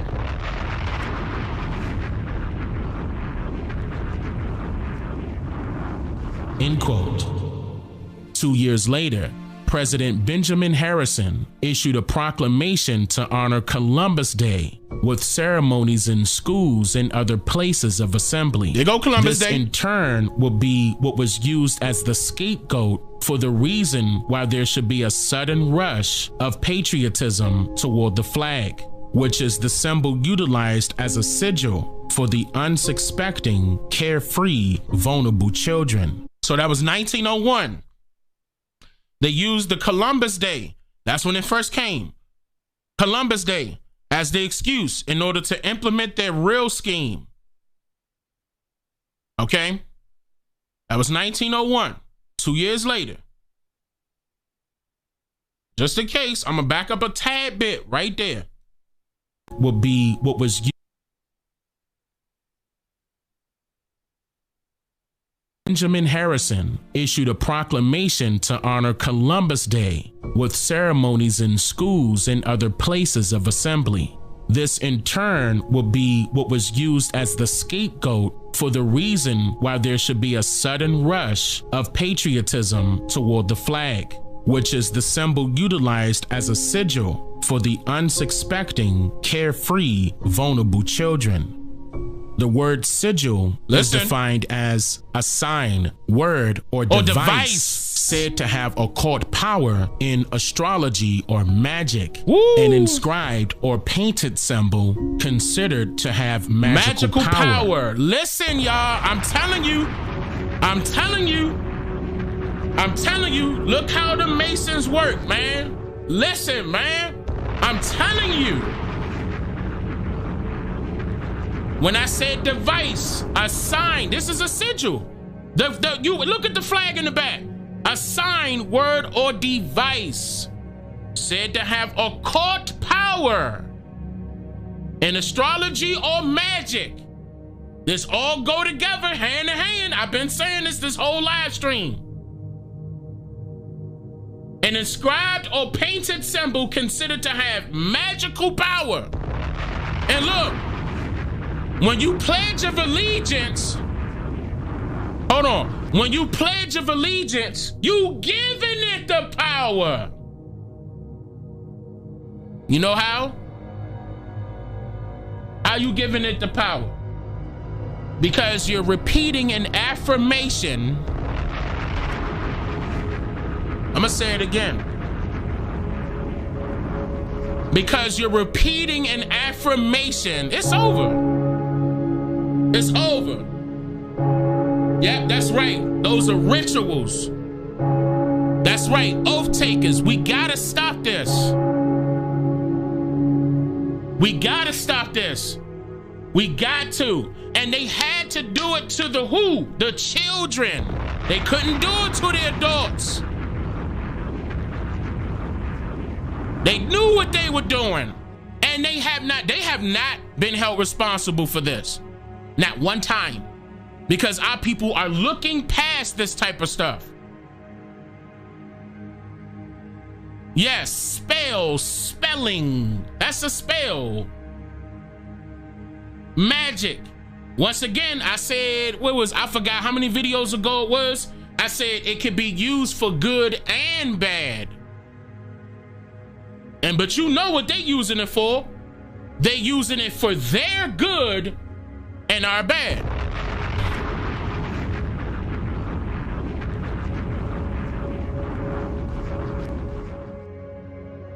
One more time. Word or device said to have occult power in astrology or magic. An inscribed or painted symbol considered to have magical power. The insertion of the Pledge of Allegiance was disguised as an honor to the 400th anniversary of Christopher Columbus' voyage. Listen. It will hide the real motives set forth. It was this patriotic teaching that ultimately led to democratic conformity. Because once a fearful event is produced, a child will, in turn, result to what made them the most comfortable. See? Once the children have blindly pledged their allegiance, the desired results will ensue. And this leads us to the person that's given the most credit for creating the Pledge of Allegiance, as he was commissioned to do so. Listen, the Youth's Companion was the first publication written for children in 1827. And in 1891, its publisher and editor, Daniel Ford, hired... Hold on. I don't want you to get confused. I'm just letting you know that the Youth's Companion was the first publication written for children in 1827. Then I jumped a little bit to 1891. Remember the other one was 1889. I'm telling you 1891, okay? Daniel Ford was the publisher and editor of the Youth's Companion. I don't want you to get confused. Who did he hire? Its publisher and editor, Daniel Ford, hired Francis Bellamy, a socialist Baptist church minister, for the Youth's Companion, Columbus Quadricentennial Project. Daniel Ford's nephew was struggling to compose a pledge to the flag, so Francis Bellamy was asked if he could do a better job. And before he even composed the pledge, Francis Bellamy was named chairman of the Committee for the National Education Association in February of 1892. Now that was prior to him. Okay, so keep that in mind. Francis Bellamy became the chairman of the National Education Association, which is now known as the Department of Education, in February of 1892. So look, I ain't got no music playing because this part right here is critical. So he was named, this is all done by design. He was named the chairman of the National Education Association. I'm gonna say this again, now called the Department of Education. The chairman. You hear me? And then it wasn't until August of 1892 that Francis Bellamy composed the pledge. Quote, hold on. So in February of 1892, he became the chairman of the education. Then he composed the Pledge of Allegiance in August of that same year. Making sure we still there, because I want you to remember this. Don't forget this. Don't forget this. Now listen to his, watch. He composed the pledge. Quote, I pledge allegiance to my flag and the republic for which it stands. One nation, indivisible, with liberty and justice for all. Now, that was the second pledge of allegiance, August 1892. That's the second one. Now, notice he said, I pledge allegiance, cancel that, to his flag and the republic for which it stands. He's saying it right there. And the republic for which it stands. Republic had a capital R. All right.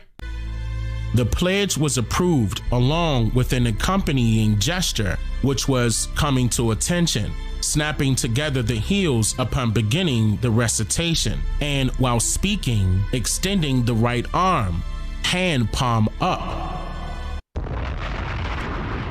There you go. I told you where I got it from. American History Magazine. They admitted it. They admitted it. That is the flag. Salute. Recitation, and while speaking, extending the right arm, hand palm up. Note that this was prior to enlisting the gesture of saluting the flag, military style, later on. According to American History Magazine, more than half of the country's 120,000 public schools participated in the October 1892 National Public Schools celebration.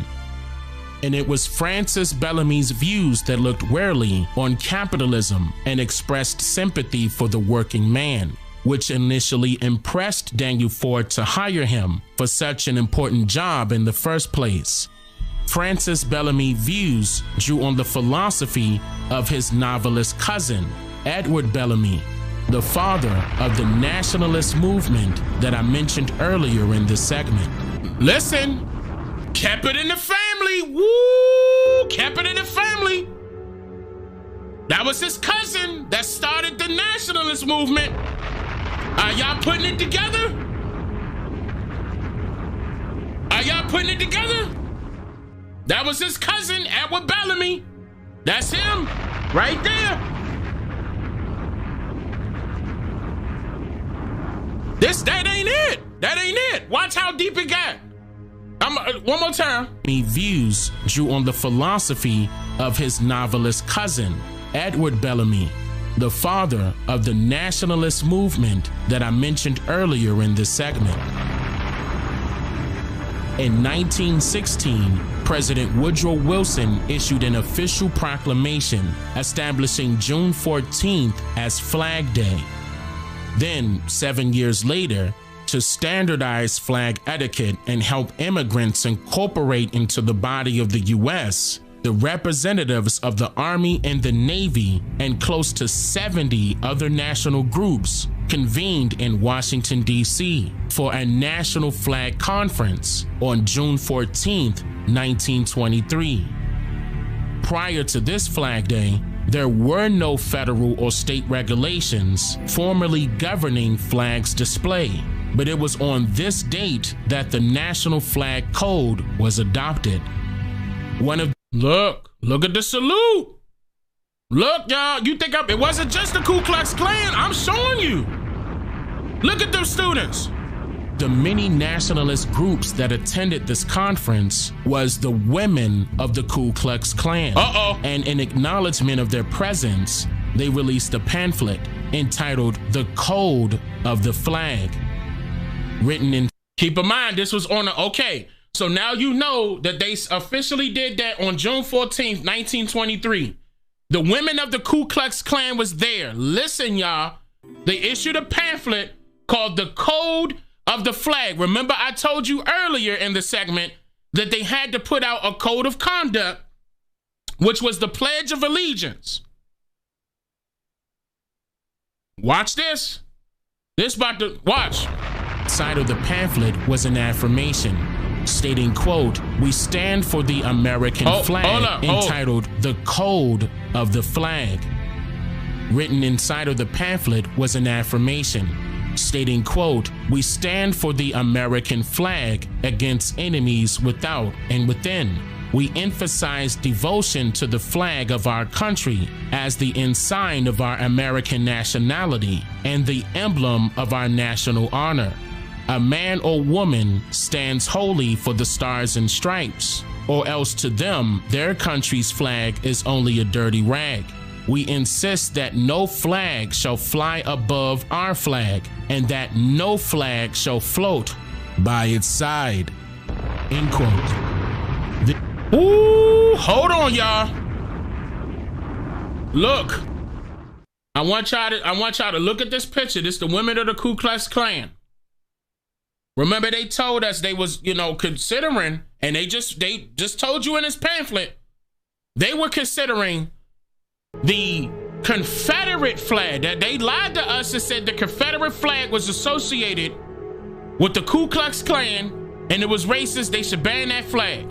That was purposely done because the flag that represented them, you see it right there. Do you see this? What flag is that?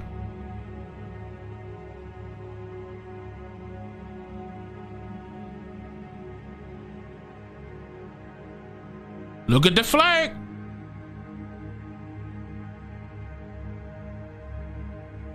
It's there. Look, y'all. Look. I know. It hit me the same way. I know.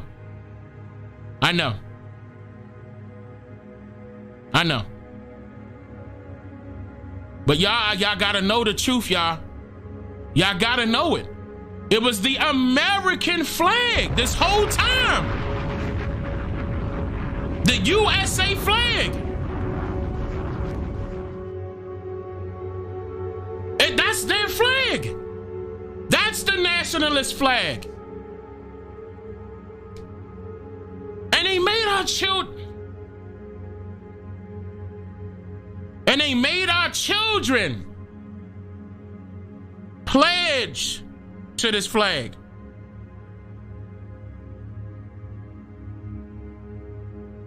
And got you away from our original flag.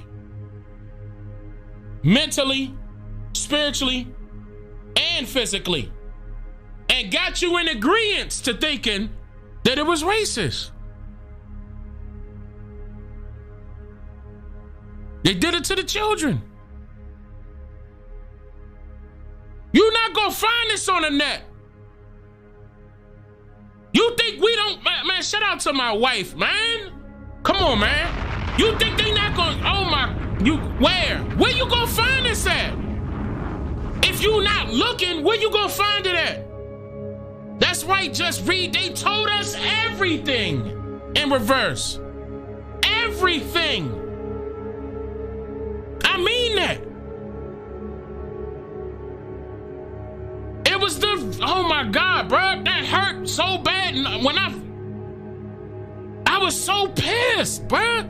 I was like, this whole time. This whole time I'm in school pledging allegiance to their flag. And they got the nerve to call our flag dirty. Dirty?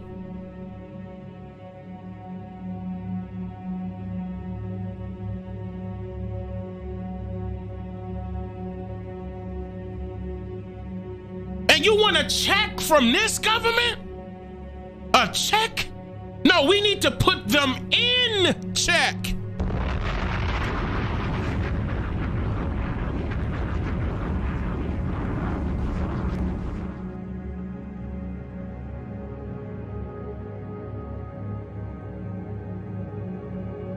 I was so mad when I found this out, y'all. I can't believe it. I really couldn't believe it. This entire time, and if you notice, go back on all the pit, the Ku Klux Klan pit, all of, I showed you, and I purposely did this. I showed you throughout that whole video that was the only flag they were using. They weren't using the Ku Klux Klan flag. I mean, the Confederate flag at all.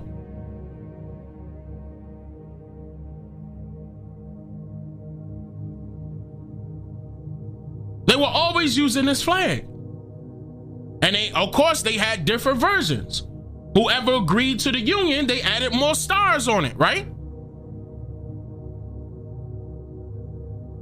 It's not a game. The 13 colonies.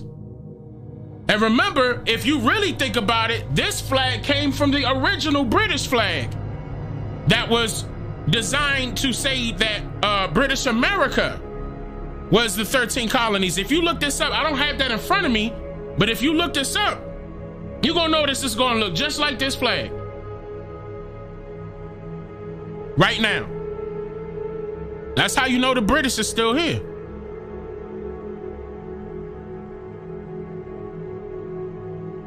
They didn't get their independence from British. They didn't get it from the British. The British helped them out in order to gain independence in a foreign territory.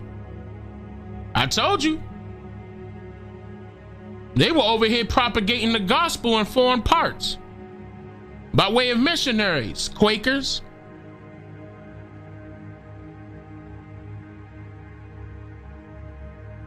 Especially the Quakers. Got rid of our chiefs and made themselves chiefs. Supreme Court, Supreme Chief Justice. They got rid of our chiefs and made themselves chiefs. We got work to do, y'all. We are still here. We are still here. This is, once again, this is beyond reparations. This is beyond white supremacy, because they don't have no supremacy over us. They are not supreme over us. They're not the majority over us. This is not, our original government was not a democracy. So you got taught all of this within this segment. And here it is, been, how long I've been live streaming? You got taught all of this. So it's no excuse. Spread the word, spread the message. The 13% is rising. We're gonna do this because we have to. We don't want to be misled for more generations to come. We owe this to ourselves. We owe this to our elders. We owe this to our ancestors. This is for our legacy right here, is what we fighting for. This is our legacy. Can't no foreigner tell us any different, and don't let no foreigner influence your mindset. And don't let the people that are part, and we're gonna get into this deeper. I'm gonna have to pull out another video about the boule. I'm gonna have to, because I'm gonna start, just like how I played Steve Coakley earlier, and he started naming names. I was dropping big names on James Brown, AKA Judge Brown. Fake judge, big names. Think I don't know this? I did my research. And it's sad, but these people look like you and I, and allowed these nationalist groups like the Ku Klux Klan to infiltrate. Once again, I'm gonna say this again. The original and I'm gonna do a video on this too. The original Ku Klux Klan was not for that. Not until the Scottish got in there. I'm gonna do a video on that. I'm gonna tell you who, what, when, where, how. I'm gonna break it all down. Then I'm gonna tell you how the agenda changed into what it is right now. So every time you raising up the USA flag, you representing those nationalist groups. I hate to say it like that, y'all. You representing those masonry groups. But that's the truth. I gotta tell you the truth. Have to. That's the truth. That is not our flag, though. That's a foreign flag. And you know, people gonna turn their nose up because it's coming from a person like me, like a Niji, a brown skin. I swear to God, if I was pale skinned, y'all be like, well, yeah, he's right, y'all. Y'all better listen. No, y'all better listen to me now. I'm telling you, we got a problem. We got to fix this. And name a politician, name a leader, name any one of them that pointed this out. I dare you. They not gonna talk about like this. You heard it from me first. I'm gonna put out a book on all of this stuff, like, so it ain't gonna get lost. But this is crazy. This entire time we saluting a goddamn flag that ain't got nothing. And look, and our brothers and sisters in the military fighting for what? And they doing it behind this flag, pledging allegiance to a foreign government. It's deep. It's deep. They don't give a nothing. They don't give crap about. They don't care. You come home injured, you get a small little check and they leave you alone. Most of the people in this side, most of the people that I know that are veterans, you know, I'm talking about like 3% of them are doing well. Everybody else is either sprung out on drugs, they killed themselves, or they back and forth in the hospital. That's not fair. That's not right. And they fell for this, and they started this bullcrap in 1889, and I told you white supremacy started in what? 1890. I told you, I break this stuff down. They ain't not everybody else crying about white supremacy. They not breaking it down to tell you what it was all about. Trump tried to tell you. I told you a full detail. Trump was giving you hints thinking you was going to do your research.